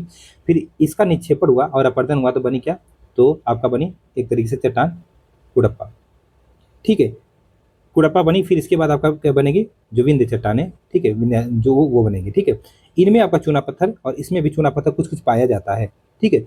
लेकिन जीवाश्म की अगर बात करूँ तो इन तीनों जीवाश्म नहीं पाता है। थोड़ा थोड़ा कहा जाता है कि इसमें जीवाश्म मिलता है, लेकिन इन तीनों में तो एकदम जीवाश्म नहीं मिलता है। इनकी संरचना में सूक्ष्म जीवों के प्रमाण मिले, बिल्कुल गलत बात हो या नहीं मिले, तो आपका आंसर यहाँ पे क्या जाएगा, सी हो जाएगा, ठीक है। सी आपका आंसर यहाँ पे क्या हो जाएगा, बिल्कुल गलत हो जाएगा, ठीक। अगला प्रश्न आज का क्या कह रहा है, निम्नलिखित युग्मों में से कौन सा एक सही सुमेलित यहाँ पे देखा जाए, तो आपका नहीं है। तो कुछ बागवानी फसलें किसमें दी गई हैं, आइए थोड़ा सा देख लेते हैं। प्रश्न संख्या आपका जो 72 है, कौन सा एक आपका यहाँ पे देखा जाए, क्या कह रहा है कि सही सुमेलित नहीं है प्रश्न संख्या 72 में, ठीक है, देख लेते हैं। तो यहाँ पे कह रहा है आम, तो अर्का उदय, फिर कह रहा है अमरूद अर्का किरण, अनार अर्का निकिता, केला में अर्का वैभव। तो यहाँ पे देखा जाए जो आपका डी वाला ऑप्शन है ये एक तरीके से सही सुमेलित नहीं है, क्योंकि अर्का वैभव जो है ना, ये एक तरीके से देखा जाए रजनीगंधा की किस्म, किसकी, रजनीगंधा की, ना कि केला की। इस तरीके से ये प्रश्न बन सकता है भैया, क्योंकि आर में ऐसे प्रश्न बनते हैं। यहाँ पे लिखिए रजनीगंधा की किस्म है ये, ठीक है। तो यहाँ भी ये आंसर बन गया कौन सा, डी वाला। अगला, निम्नलिखित कथनों पर विचार करें और बताएं कि इनमें से सत्य कितने हैं ना, ठीक है, देख लेते हैं। प्रश्न संख्या 73 में कह रहा है कि उत्तर प्रदेश का प्रमुख आंवला उत्पादन जिला प्रतापगढ़, सबको पता है, बिल्कुल सही बात है। उत्तर प्रदेश में देश के कुल आंवला उत्पादन का 60% से अधिक भाग उत्पादित किया जाता है, ये भी सही है, उससे ज्यादा ही होता होगा। ठीक है, तो दोनों सही है, दोनों सही, मतलब आपका आंसर यहाँ पे सी बनेगा। ठीक, इसको याद रखिएगा। अगला प्रश्न आज का देखते हैं 74, हमें सुमेल करना। खनिज और राज्य हैं, खनिज हैं और आपके राज्य हैं। तो चांदी, तांबा, बॉक्साइट, चूना पत्थर। चांदी सबको पता है कहाँ पाई जाती है, राजस्थान चले तो चांदी के लिए राजस्थान चले। तो यहाँ पे ए पे तीन देखिए, 3 ऑप्शन में कोई बात नहीं। उसके बाद अगर देखा जाए थोड़ा सा, तब यहाँ पे चूना पत्थर भी पता होगा सबको कहाँ पे। चूना पत्थर के लिए यहाँ पे देखा जाए मध्य प्रदेश, उड़ीसा, आंध्र प्रदेश है ना, तो रुकना पड़ेगा थोड़ा सा। बॉक्साइट देख लेते हैं, बॉक्साइट तो लगभग उड़ीसा में होती है, बॉक्साइट उड़ीसा में होती है। तो सी पे 2, ए पे 3 और सी पे 2, ए पे 3 और सी पे 2 अभी भी आपके 2 ऑप्शन में है। ठीक, यहाँ पे और देखा जाए थोड़ा सा, तांबा आपका बता रहा है यहाँ पे क्या, तो हाँ तांबा आपका यहाँ पे देखा जाए थोड़ा सा। ठीक है, तो इस तरीके से देखिए, तांबा तो मध्य प्रदेश में मैक्सिमम पाया जाएगा ना, लेकिन यहाँ पे आंसर में बता रहा है आंध्र प्रदेश में। नहीं, यहाँ पे मध्य प्रदेश लगाइए, तांबा मध्य प्रदेश सही है, लेकिन चूना पत्थर भी तो मध्य प्रदेश में होगा। तो यहाँ पे चलिए कहते हैं तांबा ज़्यादा मध्य प्रदेश में ही होगा। ठीक है, यहाँ पे मिला देते हैं। चूना कुछ कुछ आंध्र प्रदेश में पाया जाता है, ऐसा नहीं कि नहीं पाया जाएगा। तो यहाँ पे इस तरीके से आंसर बता रहे हैं यहाँ पे। ठीक है, तो आपका आंसर यहाँ पे बनेगा बी। बी आपका आंसर यहाँ पे क्या हो जाएगा, बिल्कुल सही। ठीक है, इस चीज़ को आप लोग यहाँ पे याद रखिएगा। ठीक है, इस चीज़ को आप लोग यहाँ पे याद रखिएगा। ठीक, चलिए अगला प्रश्न देखा जाए। यहाँ पे कह रहा है फर्टिगेशन का अर्थ क्या होता है। फर्टिगेशन जल के द्वारा उर्वरक, क्या कह रहे हैं, उर्वरक प्रदान करना, जल के द्वारा कीटनाशक प्रदान करना, जैव उर्वरक द्वारा उपचार, इनमें से कोई नहीं। तो अगर फर्टिगेशन की अगर मैं बात करूँ तो फर्टिगेशन बेसिकली क्या होता है ना, कि जल के द्वारा उर्वरक प्रदान करना, ये होता है फर्टिगेशन। ठीक है, इस तरीके से याद रखिएगा। ठीक, अगला आपका प्रश्न यहाँ पे देखा जाए क्या कह रहा है, थोड़ा सा कथन करने वाले प्रश्न ना। कह रहा है कार्बन डाइऑक्साइड गैस मौसम विज्ञान की दृष्टि से बहुत ही महत्वपूर्ण है। कारण कह रहा है यह सौर विकिरण के लिए अपारदर्शी लेकिन पार्थिव विकिरण के लिए पारदर्शी होती है। ये तो उल्टा लिख दिया यहाँ पे। कार्बन डाइऑक्साइड जो गैस है मौसम विज्ञान की दृष्टि से बहुत ही महत्वपूर्ण। हाँ, अगर ये नहीं रहेगी तो बहुत सारी चीज़ें डिसबैलेंस हो जाएंगी, क्योंकि टेम्परेचर नहीं बन पाएगा उतना ना, एक रहने का स्थान नहीं बन पाएगा। लेकिन जब इसकी मात्रा अधिक हो जाती है तो ग्लोबल वार्मिंग होने लगती है, ऐसा भी नहीं है। ठीक है, यहाँ पे क्या कर रही है, सौर विकिरण के लिए अपारदर्शी लेकिन पार्थिव विकिरण के लिए पारदर्शी होती है, तो यही तो नहीं होती है ना, उल्टा लिख दिया ना यहाँ पे। यहाँ पे आर गलत हो जाएगा। ये सौर विकिरण का एक तरह से देखा जाए, जो यहाँ पे उड़ के जाता है सोख लेती है ना, तो इस तरीके से कारण गलत होगा आपका। तो यहाँ पे आंसर बनेगा ए सही है परंतु आर सही है, मतलब ए सही है परंतु आर गलत है, माफ करिएगा। ठीक है, सी आंसर सही है यहाँ पे। अगला कह रहा है कि सूची को सूची दो से सुमेल करना है। मृदा है और कह सकते हैं यहाँ पे क्या आपका, यहाँ भैया तो मुख्य फसल है। तो आइए देख लेते हैं। लाल मृदा है, फिर काली मृदा है, फिर लेटराइट मृदा है, फिर आपका जलोढ़ मृदा है। तो लाल मिट्टी में क्या यहाँ पे उगाया जा सकता है, तो सबसे पहले जो आपको पता है उसके हिसाब से चलिए। जलोढ़ मिट्टी सबको पता है ना, इसमें हम लोग गन्ना उगाते हैं। तो देखिए डी पे कहीं 3 है तो अच्छी बात है, तो होगी। चलिए 2 ऑप्शन कम से कम चला गया ना। लेटराइट मिट्टी में आपको पता है कि कहाँ पे पाई जाती है, जहाँ पे टेम्परेचर ज़्यादा है, वर्षा भी ज़्यादा होती है, तो वहाँ पे क्या होता है, कॉफ़ी होता है। कॉफ़ी मिला सकते हैं हम लोग यहाँ पे। ठीक है, इस तरीके से। और अगर काली जो मृदा है ये तो सबको पता है, कपास। ठीक है, इस तरीके से। और बचा क्या, तो आपका यहाँ पे मूंगफली हो जाएगी लाल मिट्टी में ना, ये हो गया आंसर, आपका बी बता रहा है। ठीक, इस तरीके से देख लीजिएगा। अगला प्रश्न कह रहा है कि मनुष्य की जो आपकी लार होती है उसमें एंजाइम का प्रतिशत होता है कितना। तो लगभग आपका देखा जाए ना तो कितना होता है, बताइए आप लोग यहाँ पे। तो 1% होता है ना, 99% तो पानी ही होता है, 1% होता है। ठीक है, टाइलिन होता है और आपका क्या होता है, तो एक लाइसोसोम पाए जाते हैं ना, ये सब है ना। ठीक है, एंजाइम यही होते हैं। निम्न में से किस एक जल निम्न में से किस एक को जल में रखा जाता है। सोडियम को रखा जाता है, ज़्यादा दिमाग इसमें नहीं है क्योंकि एक्टिव है। इस तरीके से जैसे ही वातावरण में आएगा जल जाएगा। ठीक, इस चीज़ को आप लोग यहाँ पे याद रखिएगा। यहाँ पे क्या कह रहा है, अरे एक सेकंड रुकिएगा थोड़ा सा। जल में रखा जाता है, गलती हो रही है ना, माफ करिएगा। यहाँ पे इसको किरोसिन ऑयल में रखा जाता है ना, श्वेत फास्फोरस हो गया यहाँ पे। देखिए इस तरीके से गलती हो जाती है, इसको ह्यूमन एरर कहते हैं ना, जल्दी से पढ़ा नहीं, चीज़ों को गलत हो गई। जो श्वेत फास्फोरस होता है इसको बेसिकली जल में रखा जाता है। ठीक है, यहाँ पे क्या क्या पूछ रहा है, जल में रखा जाता है, तो सही तो है। ठीक है, तो इसको जल में रखा जाता है, ये याद रखिएगा। अगला प्रश्न क्या कह रहा है आपको यहाँ पे देखा जाए थोड़ा सा। राष्ट्रीय आपदा प्रबंधन प्राधिकरण के संबंध में कौन से कथन आपके सही नहीं है, कौन से कथन आपके यहाँ पे सही नहीं है। किसके बारे में? तो जो राष्ट्रीय आपदा प्रबंधन प्राधिकरण है। तो प्रश्न संख्या 80 का देखा जाए यहाँ पे, इसकी स्थापना 2005 में भारत सरकार के कार्यकारी आदेश द्वारा की गई थी। इसके अध्यक्ष जो होते हैं प्रधानमंत्री होते हैं, सही है। ये गृह मंत्रालय की एक एजेंसी है, इसमें अधिकतम 12 सदस्य हो सकते हैं, तो ये तो गलत हो गया ना। इसमें अधिकतम कितने सदस्य हो सकते हैं बताइए? जो प्रश्न संख्या 80 है, इसमें अधिकतम 9 सदस्य हो सकते हैं, ना कि 12। 9 सदस्य, ठीक हो गया। अगला प्रश्न 81, निम्नलिखित में से कौन सा सही सुमेलित यहाँ पे देखा जाए तो नहीं है, कहीं सही सुमेलित नहीं है। यहाँ पे थोड़ा सा प्रश्न संख्या 81 को देखा जाए तो कह रहा है संस्थान और मुख्यालय। तो एनएचपीसी का मुख्यालय फरीदाबाद, एनटीपीसी का नई दिल्ली, ओएनजीसी का देहरादून, आईओसी का आपका गांधीनगर बता रहा है ना, तो इसका मुख्यालय नई दिल्ली है। कहाँ पे है? तो न्यू दिल्ली है, न्यू दिल्ली है, ठीक है, ये हो गया। भारतीय राष्ट्रीय कृषि सहकारी विपणन संघ की स्थापना किस वर्ष की गई थी? तो 82 का आंसर बनेगा आपका बी मतलब अक्टूबर 1958 में। निम्नलिखित में से किस वर्ष भारत में वाइल्ड लाइफ एक्ट पारित हुआ, जिसके अंतर्गत नेशनल पार्क एवं वन्य जीव अभियान की स्थापना हुई थी? तो 83 का आंसर आपको यहाँ पे क्या बनेगा? 83 का आंसर आपका बनेगा यहाँ पे वर्ष 1972। इस तरीके से आंसर ये हो जाएगा। निम्नलिखित में से कौन सा आपका सही सुमेलित नहीं है? कौन सा आपका सही सुमेलित यहाँ पे देखा जाए तो नहीं है, कुछ बांध है और नदी है। तो ये सब थोड़ा आसान से प्रश्न है, जल्दी देख लेते हैं।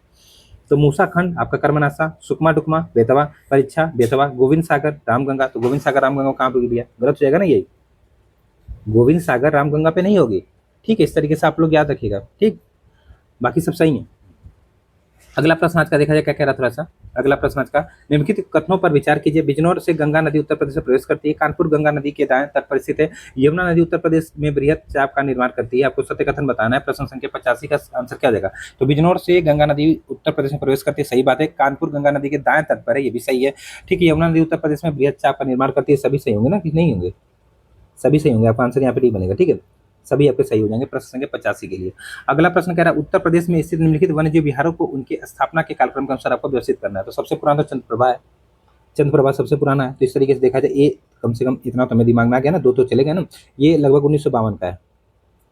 फिर इसके बाद अगर देखा जाए तो थोड़ा सा यहाँ पे हसीनापुर देखा जाए तो 1986 का है, 1986 का है। रानीपुर अगर देखा जाए तो रानीपुर कब का है? तो रानीपुर 1977 का है, 1977 का है।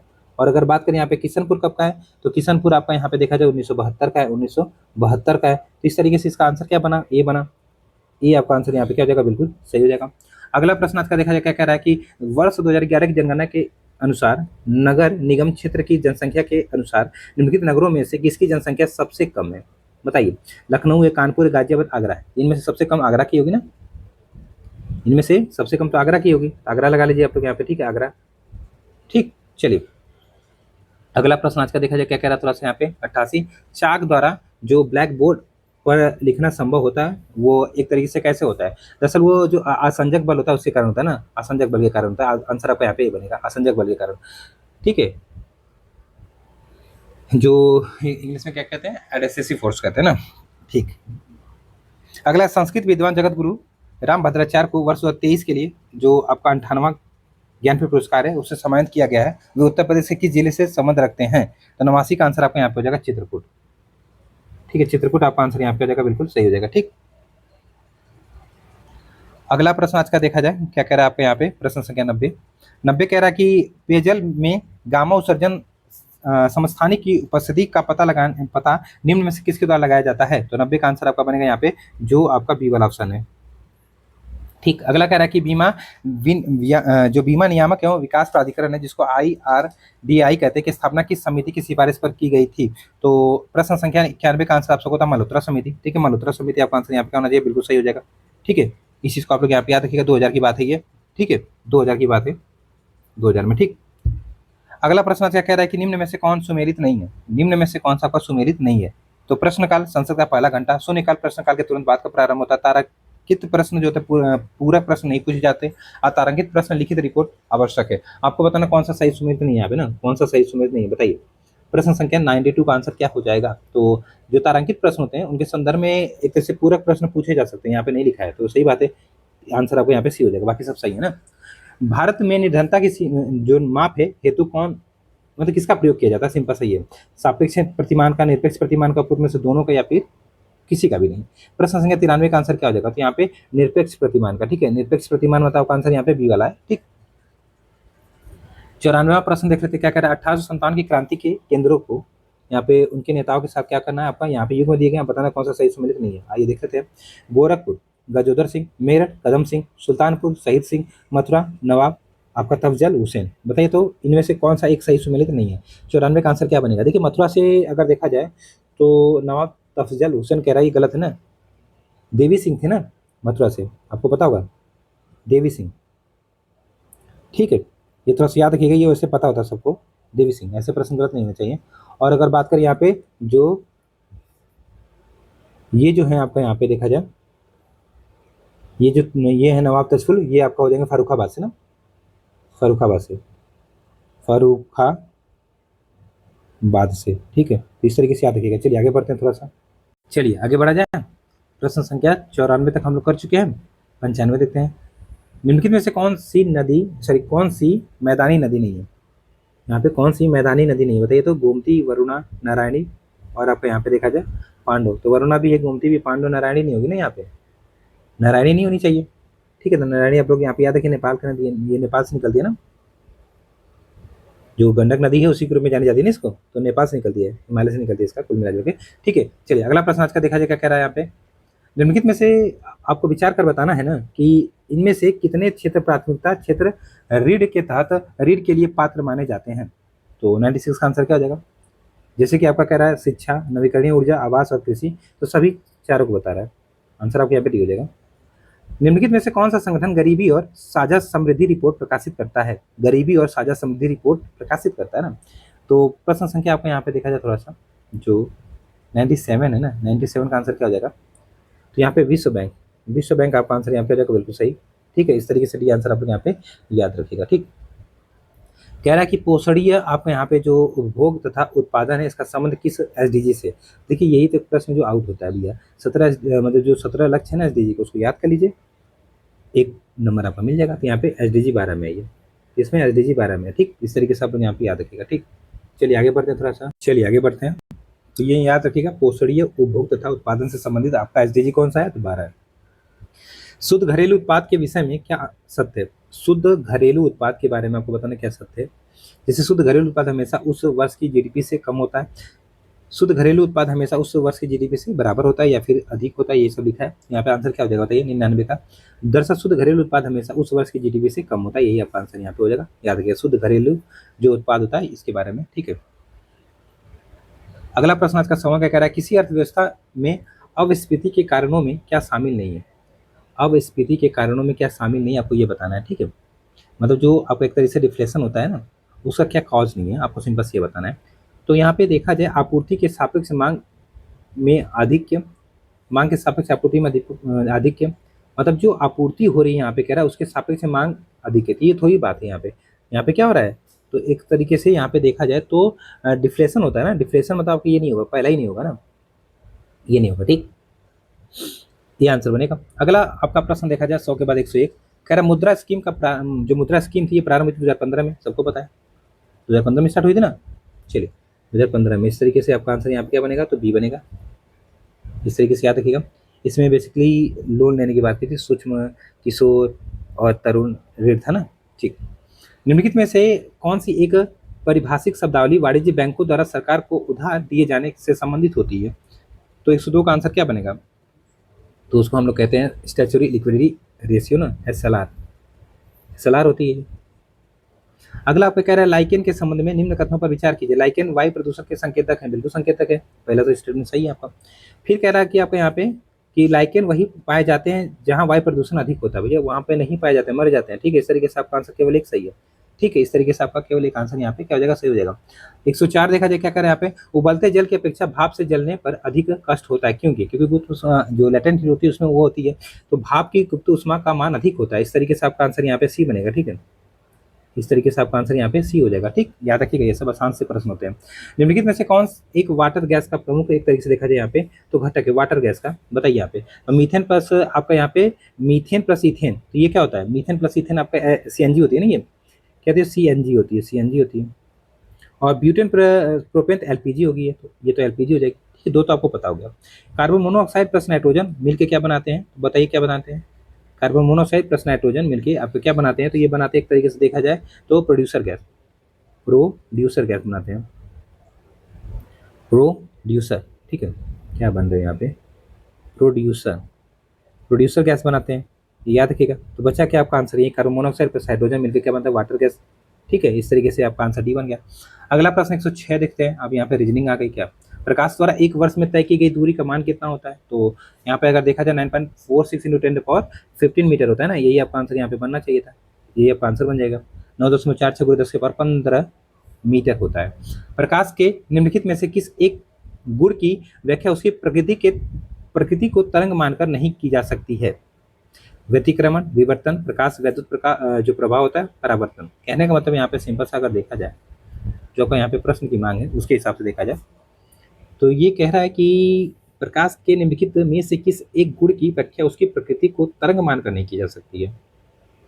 तो यहाँ पे क्या आंसर बनेगा बताइए, यहाँ पे प्रकाश वैद्युत प्रभाव थोड़ी बनेगा ना, यही आपका आंसर हो जाएगा, ठीक। बाकी तो सब हो सकता है। अब यहाँ पे थोड़ा सा रीजनिंग में आता गया, कह रहा है ए एवं बी दो समुच्चय हैं, ए बराबर 10 है, मतलब ए 10 सदस्य है, बी में 18 सदस्य है, तो ये यूनियन बी इसके 20 है, तो ए ये बताना है, ठीक है। तो सिंपल से एक फार्मूला होता है, उस पर रख दीजिए, आंसर आ जाएगा। क्या होता है, A union B equal to क्या होता है भैया, तो ए प्लस बी आपका माइनस ए जो ये वाला दिया है ना, ये वाला होता है। इस तरीके से वैल्यू रखिए यहाँ पे। तो ए यूनियन बी बराबर 20 दिया था, ए बराबर क्या दिया था भैया, ए बराबर दिया था यहाँ पे आपका देखा जाए तो 10 दिया था, प्लस बी बराबर आपका दिया था 18, ठीक है। माइनस यहाँ पे ये कर लीजिए, यहाँ पे एक्स कर लीजिए, इसको कोई बात नहीं। चलिए अब अगर देखा जाए 20 यहाँ पे दे रहा है, ठीक है। यहाँ पे अगर ये निकालना चाहे, मान लीजिए एक्स को निकालना हमें, तो इधर लाइए इसको, एक्स को निकालना तो क्या करेंगे, एक्स की वैल्यू कितनी आ जाएगी, तो यहाँ पे देखा जाए इसको जोड़ दीजिए, 28 इधर आ जाएगा, माइनस 20 करते हैं तो 8 आ जाएगा ना, एक्स की वैल्यू 8 आएगी, एक्स की वैल्यू 8 आएगी। दिया कि नहीं 8 दिया तो होगा, जरूर दिया होगा, दिया भी है, आंसर आपका ये हो गया। तो ये फार्मूला याद रखिएगा। निम्नलिखित में आकृति में कितने त्रिभुज है, तो भैया ये आपका काम है, गिन लीजिएगा, आंसर आपको यहाँ पे डी, ठीक है। आराम से पॉज करके वीडियो गिन लीजिएगा। 2x³ plus x² minus 2x minus x विभाज्य है किससे, ये किससे भाग चली जाएगी यहाँ पे। तो यहाँ पे कुछ नहीं करते हैं हम लोग, यहाँ पे अगर इसको थोड़ा सा खोलेंगे ना, मतलब एक तरीके से देखा जाए तो एक तरीके से यहाँ पे आंसर क्या बनेगा ना, आंसर आपका देखिए यहाँ पे बी बन जाएगा, ठीक है। बी आपका आंसर यहाँ पे बन जाएगा, ठीक। चलिए निम्नलिखित कथनों पर विचार कीजिए, ए बी सी डी ई तथा एफ 6 गांव हैं, ठीक है। तो इस तरीके से आइए थोड़ा सा देख लेते हैं, यहाँ पे इसको देख लेते कर लेते हैं। A B C D E F 6 गांव हैं, डी के 1 किलोमीटर पश्चिम में एफ है।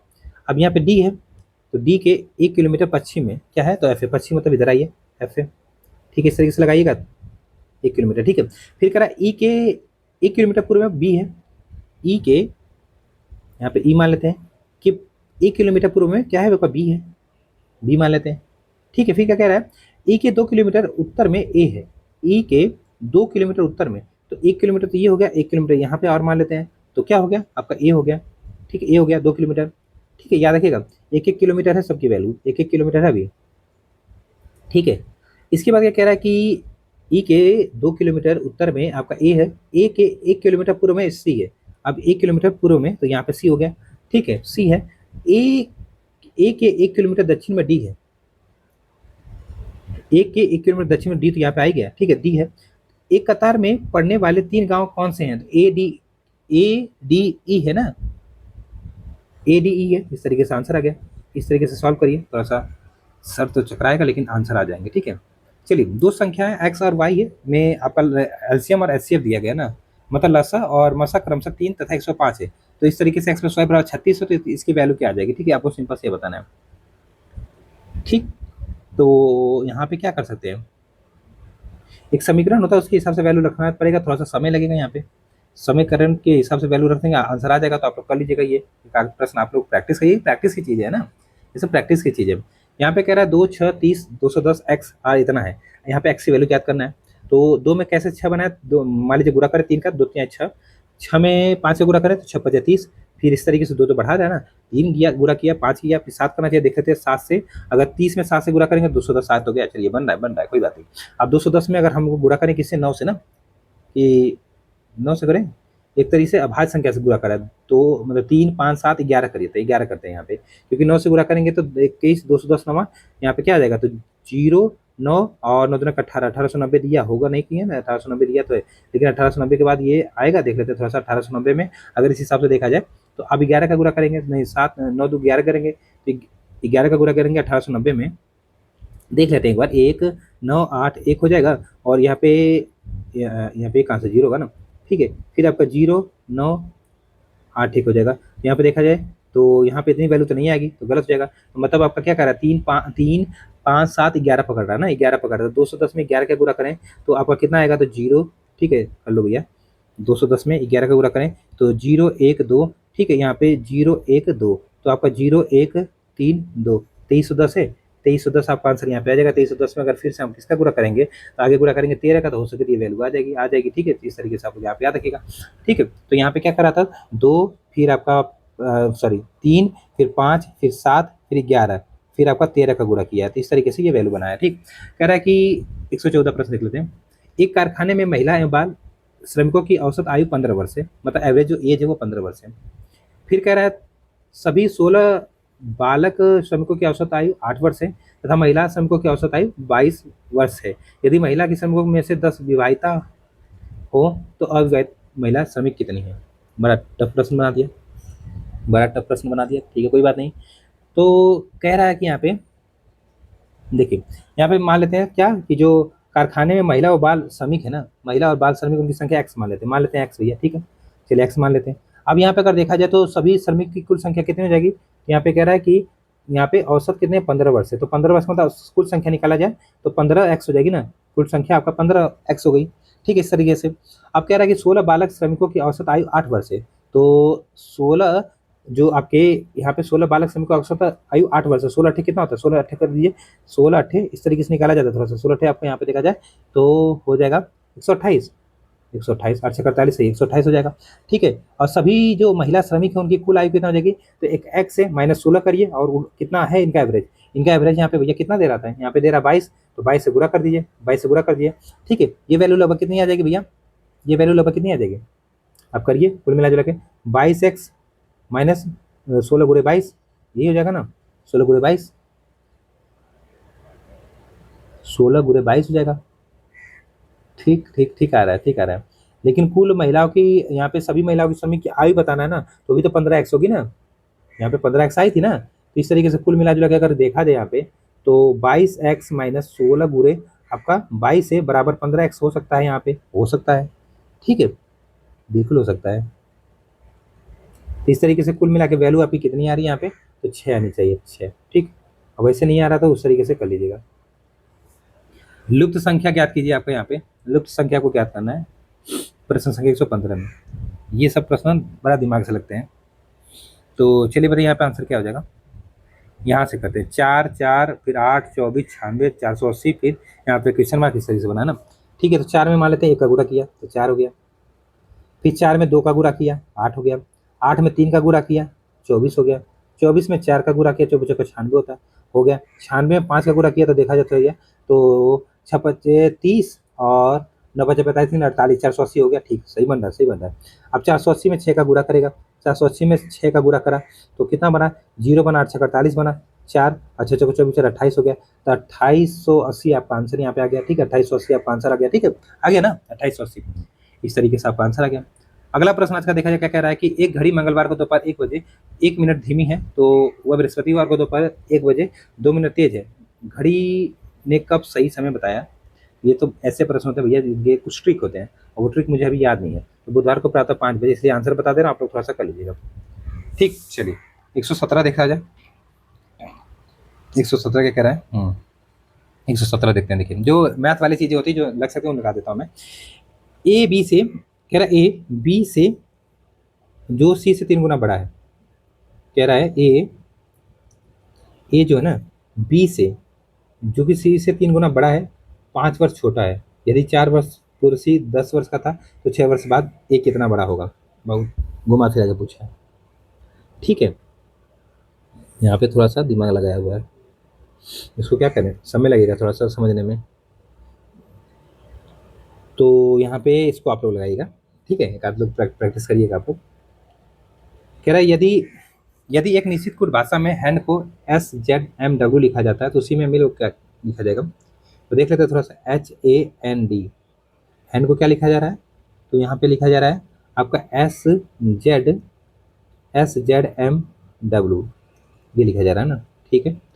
तो यहाँ पे देखा जाए एस की वैल्यू कितनी होती है, 8 होती है ना, और जेड की वैल्यू कितनी होती है भैया, जेड की वैल्यू तो आपका यहाँ पे देखा जाए, अच्छा 20 हो जाएगी ना इधर, एम की 14, डब्ल्यू की इस तरीके से। ये क्या कर रहा है यहाँ पे, देखिए कुछ कर नहीं रहा है यहाँ पे, सिंपल सा क्या कर रहा है ना, एच की वैल्यू अगर देखा जाए तो उधर से उल्टा से आके 8 आ रहा है क्या,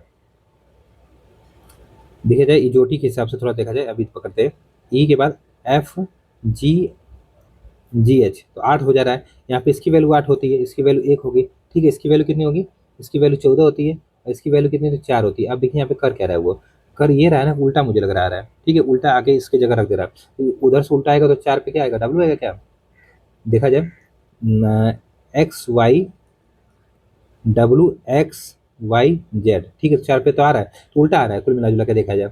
इसी तरीके से के है, तो मिल्क है आपका यहाँ पे, अभी पकड़ते हैं हम लोग थोड़ा सा इसको, आंसर निकालते हैं, मिल्क है, मिल्क की वैल्यू अगर देखा जाए यहाँ पे क्या आ जाएगी, तो ये तो 13 हो जाएगा, ठीक है, यहाँ पे आई की वैल्यू क्या होती है, तो 9 हो जाएगा, एल की 12 होगी ना, और के की कितनी होती है, के की 11 हो जाएगी, तो उधर से 11 पे क्या आएगा, उधर से 11 पे आपका आएगा क्या बताइए आप लोग, उधर से 11 पे तो देखा जाए तो पी आना चाहिए ना, पी आना चाहिए, तो पी आपका किस ऑप्शन में, 3 ऑप्शन में, अरे भैया दिक्कत हो गई, कोई बात नहीं। फिर उधर से देखा जाए 12 पे क्या आएगा, तो उधर से 12 पे आपका ओ आता है, तो पी के बाद ओ आ जाएगा, अभी कम से कम 2 ऑप्शन बचे। फिर आर पे 9 है, फिर उधर से अगर देखा जाए 9 किसने पाएगा, तो आर पे आएगा, ठीक है, आर पे आएगा ना, तो POR कहीं है, POR, तो इस तरीके से ये आंसर लगा दीजिए आप लोग, ठीक, यही आपका आंसर यहाँ पे बन गया, NROP, ठीक है, NROP बन गया, ठीक हो गया ना। चलिए इसके बाद अगर देखा जाए यहाँ पे अगला प्रश्न क्या कह रहा है, निम्नलिखित ज्यामितीय त्रिभुजों में इस तरीके से जो एक्स की वैल्यू बताना है, 30 है, 68 है, 130 है, एक्स है, ठीक है, आइए देख लेते हैं। तो यहाँ पे 30 लिख रहा है, 68 लिख रहा है, 130 लिख रहा है, एक्स लिख रहा है, कुछ दिमाग तो लगा ही रहेगा। तो मान लेते हैं यहाँ पे 3 का स्क्वायर करा, क्योंकि ये क्या है, तो यहाँ पे 3 भुजाएं होती हैं, इस तरीके से देखा जाए थोड़ा सा, मान के कर रहे हैं अभी, 3 का क्यूब कर रहा है, मान ली स्क्वायर कर रहा हूँ, मान के 3 का क्यूब कर रहा है, तो 3 का क्यूब कितना होता है, 3 3 तरीके में होते हैं 27, 27 में 3 जोड़ दे रहा है, तो देखें थोड़ा सा 30 आ जा रहा है, पहले 30 तो बना लिया हम लोगों ने, 68 बनाया जाए, 68 बनाया जाए तो इस तरीके से 4 है, तो 4 का क्यूब किया जाता है, अगर 4 का क्यूब किया जाए तो कितना हो जाएगा, 4 का क्यूब हो जाएगा आपका 4 को 16, 64, 64 प्लस 4 जोड़ते हैं, तो ये बन तो रहा है 68 हो गया, बन रहा है ना, 68 हो गया, ठीक है। इसी तरीके से अब 5 है, 5 का क्यूब किया जाए तो 50, 25, 125, 125 में 3 जोड़, कितना 5 जोड़ा जाए, 125 में 5 जोड़ा जाए ना, तो 125 में 5 जोड़ा जाए 130 हो गया, बन गया, ठीक है, काम हो गया। अब यहाँ पे 1 2 3 4 5 6 है, तो 6 का क्यूब आपका कितना हो जाएगा, तो 6 का क्यूब 216 होता है, 216 प्लस 3 किया जाए ना, 216 प्लस 3 किया, 6 किया जाए, माफ करिएगा 3 कह रहा हूँ, 1 2 3 4 5 6 है ना, तो 222 होगा, 222 आंसर है, 222 आपका आंसर कहीं पे है, यहाँ पे बी पे है, ठीक, आंसर आ गया, ठीक है, आ गया आंसर, तो ये आंसर आ गया 119 के लिए। चलिए 120 देखा जाए, कह रहा निम्न में से कौन सा युग्म शेष युग्मों से भिन्न है, तो बताइए, दावत और स्याही है, डिब्बा और तेल है, नाव और जहाज और थैला और कपड़ा है। तो 120 का आंसर क्या हो जाएगा, दावत के साथ स्याही होती है, डिब्बा तेल में रखा जाता है, नाव और जहाज, ठीक है, थैला और कपड़ा, नाव और जहाज, तो कपड़ा तो थैला में रखा जाता है ना, थैला में कपड़ा रखा है, नाव और जहाज का कोई संबंध ही नहीं बन रहा भैया, ये रखी थोड़ी जाएगी, ठीक है, जहाज पे नाव भी रखी जाती है, ऐसा भी हो सकता है ना, ये कोई पात्र भी नहीं है, वैसे भी सब पात्र है, ठीक है, चलिए से। अब यहाँ पे क्या आ गया, करंट अफेयर आ गया, फरवरी करंट अफेयर है, बहुत इंपॉर्टेंट, देख लीजिएगा आप लोग। निम्नलिखित कथनों पर विचार कीजिए, फरवरी 2025 में संयुक्त राष्ट्र पर्यावरण कार्यक्रम यूएनईपी द्वारा जलवायु पर जो जोखिम सूचकांक है वो जारी किया गया 2025 द्वारा, इस सूचकांक में सर्वाधिक प्रभावित देशों में भारत को 6ठा स्थान प्रदान किया गया है।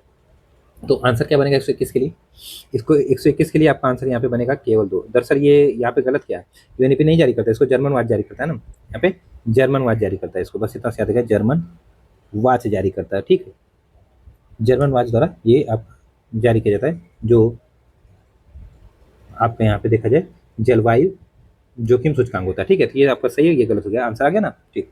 अगला कह रहा है कि फरवरी 2024 में ट्रांसपेरेंसी इंटरनेशनल द्वारा जारी भ्रष्टाचार जो धारणा सूचकांक में भारतीय रैंक है 96 रैंक है ना, 96 में, ये सब रटा होना चाहिए आपको, 96 में रैंक है, देख लेते हैं आंसर क्या सही दे रहा, ठीक।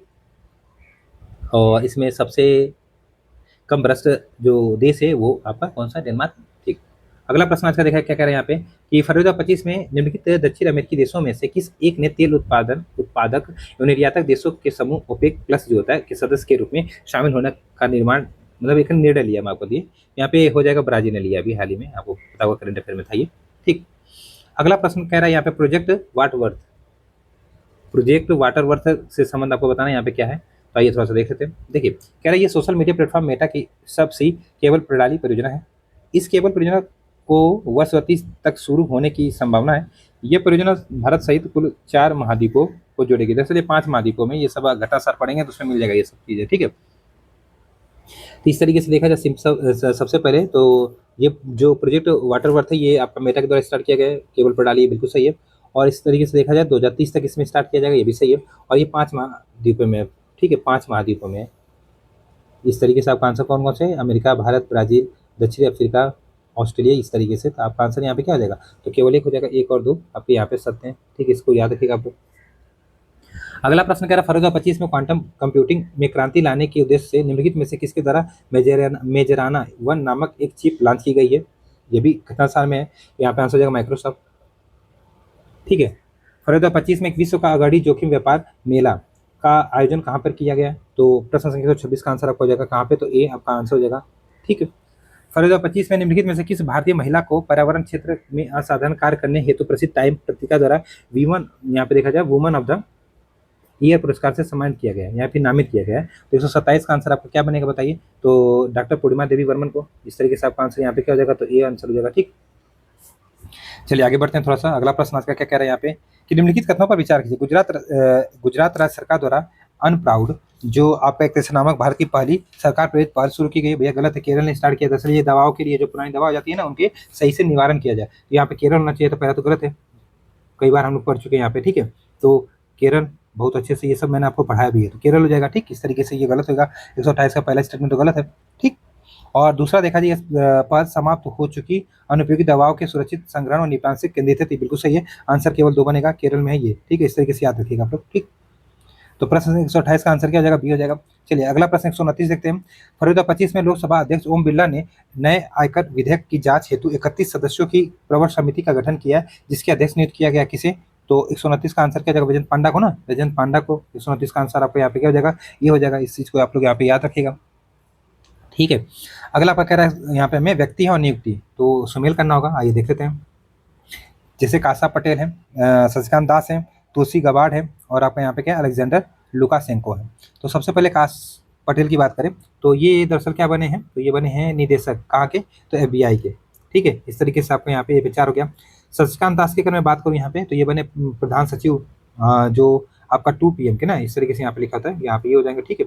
और तुलसी गबाड़ की बात करूँ तो राष्ट्रीय खुफिया निदेशक बनेंगे, ठीक है, USA के। और अलेक्जेंडर लुकाशेंको तो राष्ट्रपति बने कहाँ के, बेलारूस के ना। इस तरीके से आपका आंसर यहाँ पे क्या बनेगा, तो ए बन रहा है, ये आपका आंसर आपको यहाँ पे क्या हो जाएगा, तो बिल्कुल सही हो जाएगा। चलिए अगला प्रश्न आज का 8वें हिंद महासागर सम्मेलन 2025 के संबंध में निम्न कथनों पर विचार करना आपको और बताना क्या इनमें से कौन सा सही है। जैसे फरवरी 2025 में इस सम्मेलन का आयोजन मस्कट ओमान में किया गया, जो कि बिल्कुल सही बात है, ठीक है। इस सम्मेलन में भारत का प्रतिनिधित्व विदेश मंत्री एस जयशंकर द्वारा किया गया था, ये भी सही है, ठीक है ना, ये भी सही है ना, दोनों सही है। थोड़ा आंसर देख लेते हैं, दोनों सही है। 131 का आंसर आपका सही हो जाएगा, दोनों सही है, ठीक। चलिए अगला प्रश्न है कि इससे पहले वाला ऑस्ट्रेलिया में हुआ था। फरवरी 2025 में पूर्वोत्तर राज्य मणिपुर में राष्ट्रपति शासन लगाने की आधिकारिक सूचना जारी की गई है। निम्नलिखित में से किस अनुच्छेद के तहत प्राप्त अधिकारों का प्रयोग करते हुए यह सूचना राष्ट्रपति द्वारा जारी की जाती है। तो इस तरीके से प्रश्न संख्या जो आपका 132 है, इसका आंसर आपको बनेगा 356, आर्टिकल 356, सिंपल से याद रखिएगा, ठीक है। अगला आपको यहाँ पे कह रहा है फरवरी 2025 में चर्चित सूडान वायरस रोग के संबंध में निम्न कथनों पर विचार कीजिए। अफ्रीकी देश सूडान में इस वायरस के प्रकोप की पुष्टि विश्व स्वास्थ्य संगठन द्वारा की जा मतलब यहाँ पे देखा जाए जारी की गई है।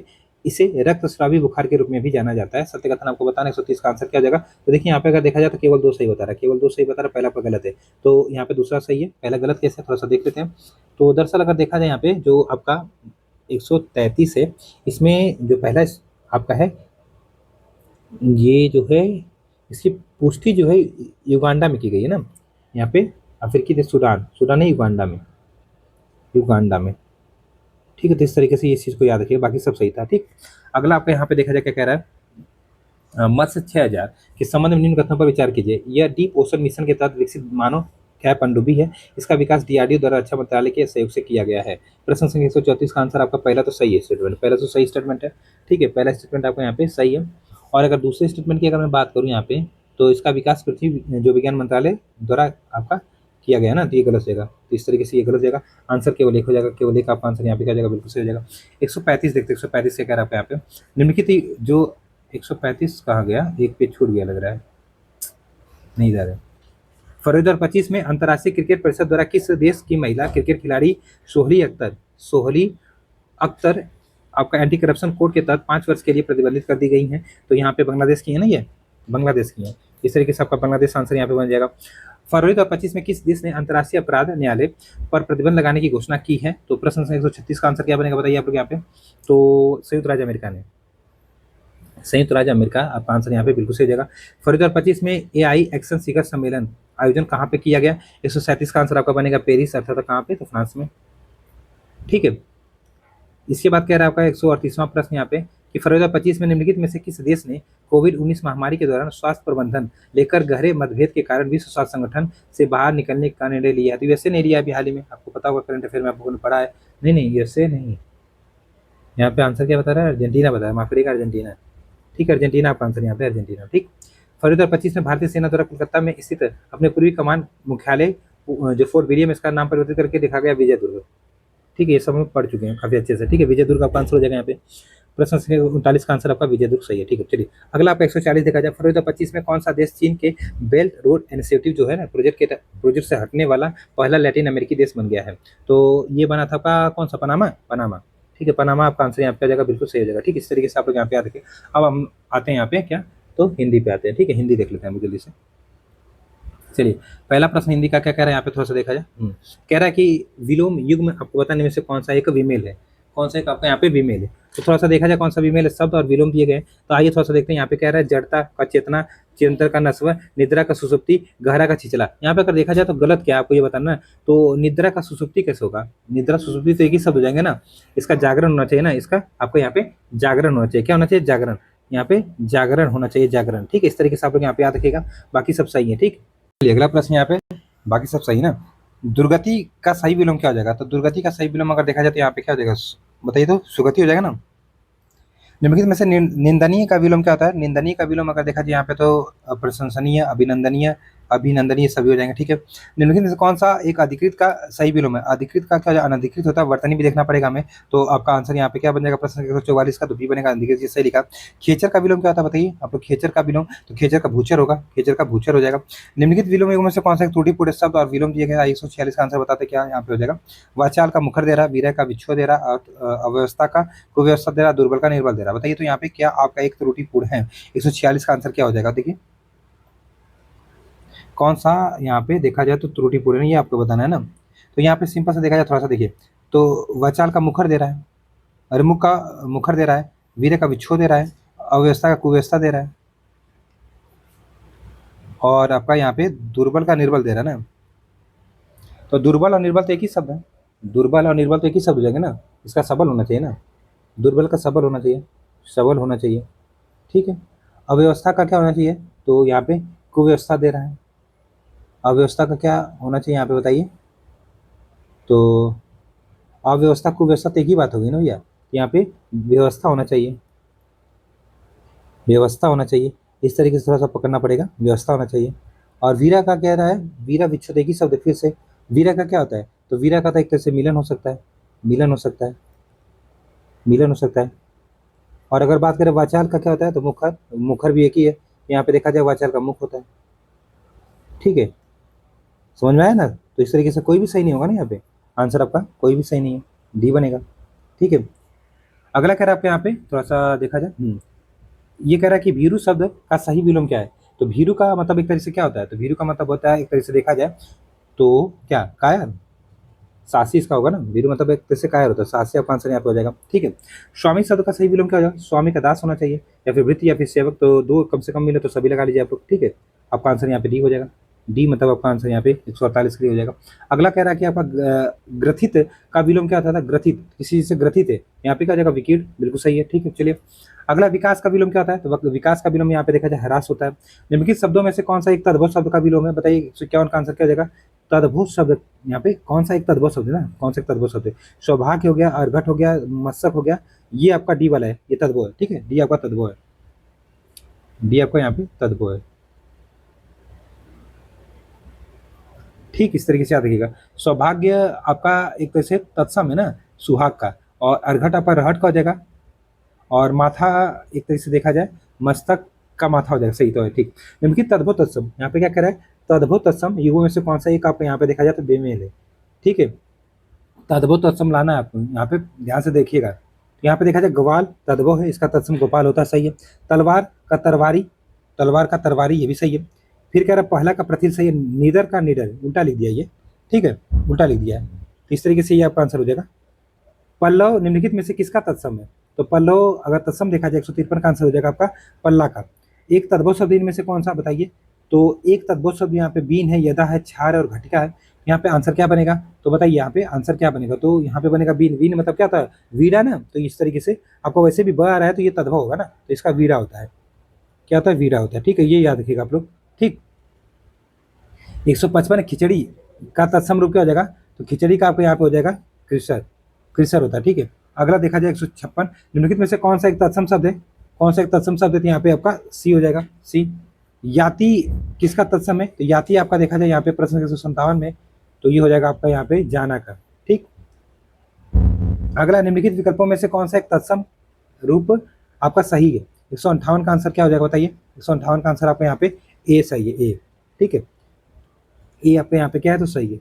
चलिए अगला प्रश्न है, निम्नलिखित में से एक तत्सम शब्द है, कौन सा एक तत्सम शब्द है? यहाँ पे देखा जाए थोड़ा सा 159 में, देखिए 159 में देखा जाए तत्सम शब्द ना, तो यहाँ पे उद्गत है, उद्गत एक तत्सम शब्द है, उद्गत। ठीक, इस तरीके से याद देखिएगा। इसका जो तद्भव होता है ये उगना होता है, यहाँ पे तत्सम यही है। ठीक, निम्नलिखित में से कौन युग्म तद्भव तत्सम की दृष्टि से अशुद्ध है? तद्भव तत्सम की दृष्टि से देखा जाए तो अशुद्ध है, तो यहाँ पे बताइए कौन सा अशुद्ध है 160 में? 160 में कौन सा है? धुआं का धूम, वैसे धूम्र होता है। ठीक है, इसके बाद अगर देखा जाए तो ध्वनि का धुन कह रहे हैं तो उल्टा लिखा है, धुन का ध्वनि होना चाहिए था ना प्रश्न संख्या 160 में, तो डी लगाइए।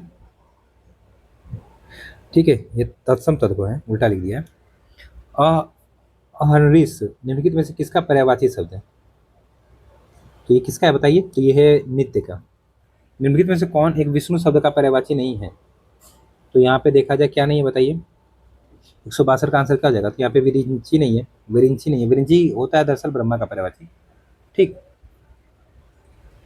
शशक निम्नलिखित में से किसका पर्यायवाची है? तो ये तो होता है खरगोश का, आप सबको पता होगा। 163 का आंसर क्या हो जाएगा? सी। निम्नलिखित पर्यायवाची में से कौन एक विमेल है? तो आइए थोड़ा सा देख लेते हैं। कह रहे हैं यहाँ पे हंस सुता, तो यमुना सही है। सायक बाढ़ का सही है। वामा पत्नी इंद्र पिशुन, इंद्र पिशुन थोड़ी हो जाएगा, गलत हो जाएगा। ठीक है, इस तरीके से आपका पिशुन किसका होता है? तो चुगलखोर का होता है। ठीक, अगला है कि शब्द आपका पौलस्थ निम्नलिखित में से किसके पर्यायवाची हेतु प्रयुक्त नहीं होता है? 165 का आंसर आपका हो जाएगा डी, शॉर्ट के लिए रावण कुबेर चंद्रमा का होता है। ठीक है, अगला कह रहा है निम्नलिखित में से आपको बताना कौन सा एक पर्यायवाची की दृष्टि से सही नहीं है? कौन सा आपका सही है? राम राम भैया। चलिए, तो यहाँ पे देखा जाए निम्नलिखित में से कौन सा एक पर्यायवाची की दृष्टि से सही नहीं है ना, तो सही नहीं आपको बताना है, तो देख लेते हैं कौन सा सही आपका यहाँ पे देखा जाए कौन सा सही नहीं है। तो पलवंक सखा मिर किस बाहु की, ये सब होते हैं बंदर के। वाचा गिरा ब्राह्मी विदात्री, ये सब होते हैं सरस्वती जी के।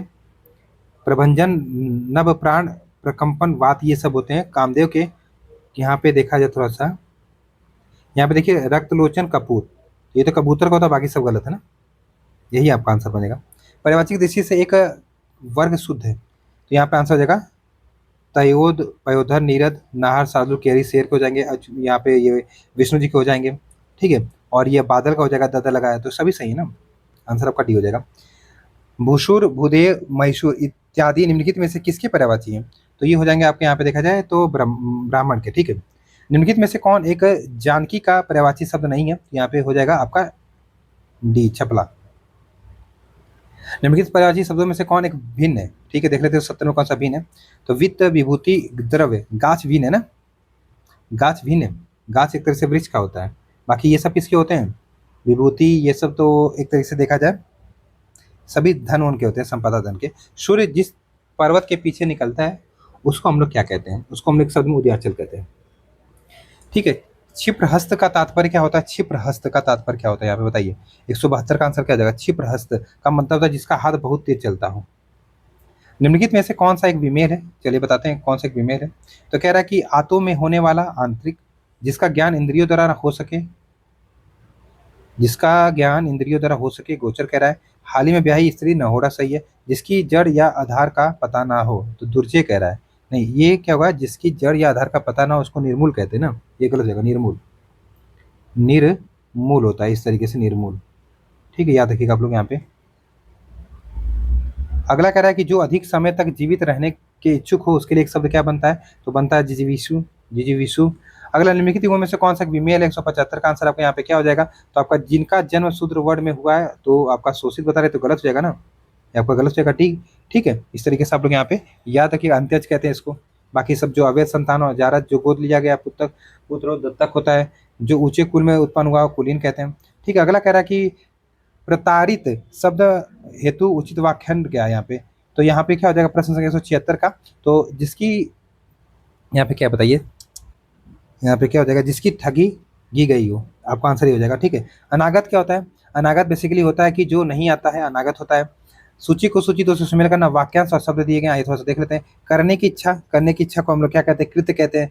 ठीक है, कृत्य कहते हैं। तो ये पे आपका 3 हो जाएगा, ये पे 3 हो जाएगा। बी क्या कह रहा है आपका यहाँ पे? जिसे मोल लिया गया हो, जिसे मोल लिया गया हो उसके लिए क्या हो जाएगा? नहीं नहीं, यहाँ पे मैं उल्टा बता रहा हूँ यार, एक सेकंड रुकिए थोड़ा सा, लगभग पढ़ाते पढ़ाते ना दिमाग भी गुम हो जाता है कभी कभी। करने की इच्छा को हम लोग कहते हैं चिकित्सा ना, 2 हो जाएगा यहाँ पे। ठीक है, और जिसे मोल लिया गया हो उसे कृत्य कहते हैं, खरीद लिया गया हो ना, वही आपका 3 हो जाएगा। और वेग पूर्वक गमन करने वाला, तो एक तरह से तुरंग होगा। ठीक है, 1 हो जाएगा आपका आंसर यहाँ पे। और गद पद मिश्रित तो चंपू कहते हैं, 4 हो जाएगा। तो 2 3 1 4 कहीं पे दिया है, देखिए तो 2 3 1 4 आपका आंसर ए में दिया है, ये आपका आंसर यहाँ पे हो जाएगा। अगला क्या कह रहा है आपका यहाँ पे? हृदय का विदारण करने वाला दृश्य एक शब्द में क्या कहेंगे बताइए? 179 का, तो हृदय विदारक, आपका आंसर सी हो जाएगा। जो प्राप्त ना हो सके, जो प्राप्त ना हो सके उसके लिए एक शब्द बता अपर्याप्त है। ठीक है, निम्नलिखित में से कौन सा एक शब्द विशेषण नहीं है? कौन सा एक शब्द विशेषण नहीं है यहाँ पे? बुभुक्षा विशेषण नहीं है, बुभुक्षा विशेषण आपका यहाँ पे देखा जाए तो नहीं है। ठीक है, इस तरीके से आप लोग यहाँ पे प्रश्न 181 याद रखिएगा। इसके बाद 182 देखते हैं क्या कह रहा है आपका यहाँ पे? आपको सुमेल करना, विशेषण और विशेषता। आइए थोड़ा सा यहाँ पे देख लेते हैं। मौलिक सर्वनामिक विशेषण, दरअसल क्या होता है ना कि यहाँ पे थोड़ा सा ये में देखा जाए क्या हो जाएगा? तो यहाँ पे हो जाएगा कि बिना रूप परिवर्तन के यथारूप परिवर्तित, तो यहाँ पे 3 हो जाएगा, यही मौलिक होता है। विधेय विशेषण क्या होता है? तो विधेय विशेषण मतलब जो विशेषण विशेष के बाद आता है, आप सबको कई बार मैं पढ़ा चुका हूँ, तो यहाँ पे 4 हो जाएगा। सी पे क्या होता है आपका यहाँ पे? यौगिक सर्वनामिक विशेषण क्या होता है? यौगिक सर्वनामिक विशेषण अगर मैं बताना चाहूँ आप लोगों को, तो प्रत्यय लगाकर परिवर्तित सर्वनामों में बने विशेषण होते हैं, आपको यहाँ पे 2 हो जाएगा। और डी पे क्या है आपको यहाँ पे बचा हुआ है ना, प्रविशेषण, जो शब्द किसी विशेषण की विशेषता बताते हैं। तो 3 4 2 1 मतलब आपका आंसर यहाँ पे ए बनेगा। ठीक है, ये आपका आंसर यहाँ पे बनेगा। चलिए अगला प्रश्न है कि संख्यावाचक विशेषण तृतीय श्रेणी निम्नलिखित में से किस प्रकार का विशेषण है? 183 का आंसर आप सबको क्रमवाचक है ना, ये क्रमवाचक। ठीक है, क्रमवाचक। निम्नलिखित वाक्य में से किस एक में प्रविशेषण का प्रयोग किया गया है? 184 का आंसर आपका यहाँ पे कमला अति सुंदर लड़की है। कमला अति सुंदर है, तो यहाँ पर ऑब्वियसली बात है, अति लगा के क्या प्रविशेषण बना दिया है। ठीक है, आपका आंसर यहाँ पे ये हो जाएगा। एक विशेषण पद है यहाँ पे, 185 का आंसर क्या है? एक विशेषण पद है यहाँ पे, दानो जो है एक विशेषण पद है। ठीक है, इस तरीके से आप लोग यहाँ पे याद रखिएगा। अगला क्या है 186 में? 186 में कह रहा है मूर्ति के समान पद का सही विशेषण क्या होगा? तो मूर्ति के समान अगर देखा जाए तो आपका बी हो जाएगा, निर्वाक। निर्वाक का आंसर यहाँ पे हो जाएगा। 187 का कह रहा है कि निम्नलिखित विशेष विशेषण युगों में से आपको बताना कौन सा एक विमेल है। 187 का आंसर आपका यहाँ पे क्या हो जाएगा? तो आपका यहाँ पे देखा जाए रोम का रोमिल, उपनिषद का औपनिषदिक, वाद का वादी, शक्ति का शाक्य, कह रहा है ये आपका एक तरह से विमेल है, सुमेलित नहीं है। ठीक है, इसको याद रखिएगा। ठीक, अगला प्रश्न आज का देखा जाए क्या कह रहा है 188, निम्नलिखित में से कौन सा एक शब्द विशेषण नहीं है? कौन सा एक शब्द विशेषण नहीं है? तो यहाँ पे भ्रंश जो है ये आपका विशेषण नहीं है। पाँव भर, शेर भर, मन भर इत्यादि किस प्रकार के विशेषण है? तो ये सब हो जाएंगे परिणामवाची विशेषण। ठीक है, निम्नलिखित वाक्यों में से किस एक में विशेषण का प्रयोग नहीं हुआ है? 190 का आंसर बताइए। यहाँ पे देखा जाए तो वह लड़का दूध देकर चला गया। ठीक है, वह लड़का दूध देकर चला गया, इसमें विशेषण का प्रयोग नहीं हुआ है, आपका आंसर डी हो जाएगा। ठीक है, चलिए अगला है कि निम्नलिखित वाक्यों में से कौन सा एक अशुद्ध है? कौन सा एक अशुद्ध है बताइए। 91 का आंसर आपको यहाँ पे क्या हो जाएगा? तो प्रश्न संख्या 191 की अगर मैं बात करूँ तो यहाँ पे कह रहा है कि सामाजिक कुरीतियों का एकमात्र कारण अज्ञानता है। ठीक है, तो यहाँ पे देखा जाए कुरीतियों जो लिखा है ना, इसकी वर्तनी अशुद्ध है। यहाँ पे कुरीति किस तरीके से छोटी की मात्रा होती है? कुरीतियों में इस तरीके से छोटी की मात्रा लगनी चाहिए, यहाँ पे वर्तनी शुद्ध लिखा है, सॉरी अशुद्ध लिखा है। तो इस तरीके से आप लोग यहाँ पे कर सकते थे, यही गलत हो जाएगा। ठीक, चलिए अगला कह रहा है शुद्ध वाक्य क्या हो जाएगा यहाँ पे। शुद्ध वाक्य आपको बताना है 192 में, 192 में शुद्ध वाक्य बताना है। तो बताइए क्या हो जाएगा आपको यहाँ पे। तो यही सरकारी महिलाओं का, ये तो गलत है, यही महिलाओं को सरकारी अस्पताल ये होना चाहिए। दंगे में कई निरपराधी शब्द निरपराध होता है। तुम्हें अपने स्वेच्छा से ये काम किया है, तुमने अपनी स्वेच्छा से ये काम किया, ये शब्द होना चाहिए। तो हमारे ऊपर पूज्य पिताजी का आशीर्वाद है। यहाँ पे देखा जाए तो हमें शुद्ध बताना है ना। वैसे पूज्य पिताजी शब्द गलत है यहाँ पे, लेकिन देखा जाए, लेकिन इसी को ज़्यादा सही बता रहा है आपका आंसर यहाँ पे। ठीक है, आंसर डी बता रहा है यहाँ पे, बाकी तो सब पता है कि गलत है। ठीक है, इस तरीके से याद रखिएगा। अगला प्रश्न आज का क्या कह रहा है यहाँ पे 193 अशुद्ध वाक्य का चयन करना है यहाँ पे 193 में। तो यहाँ पे देखा जाए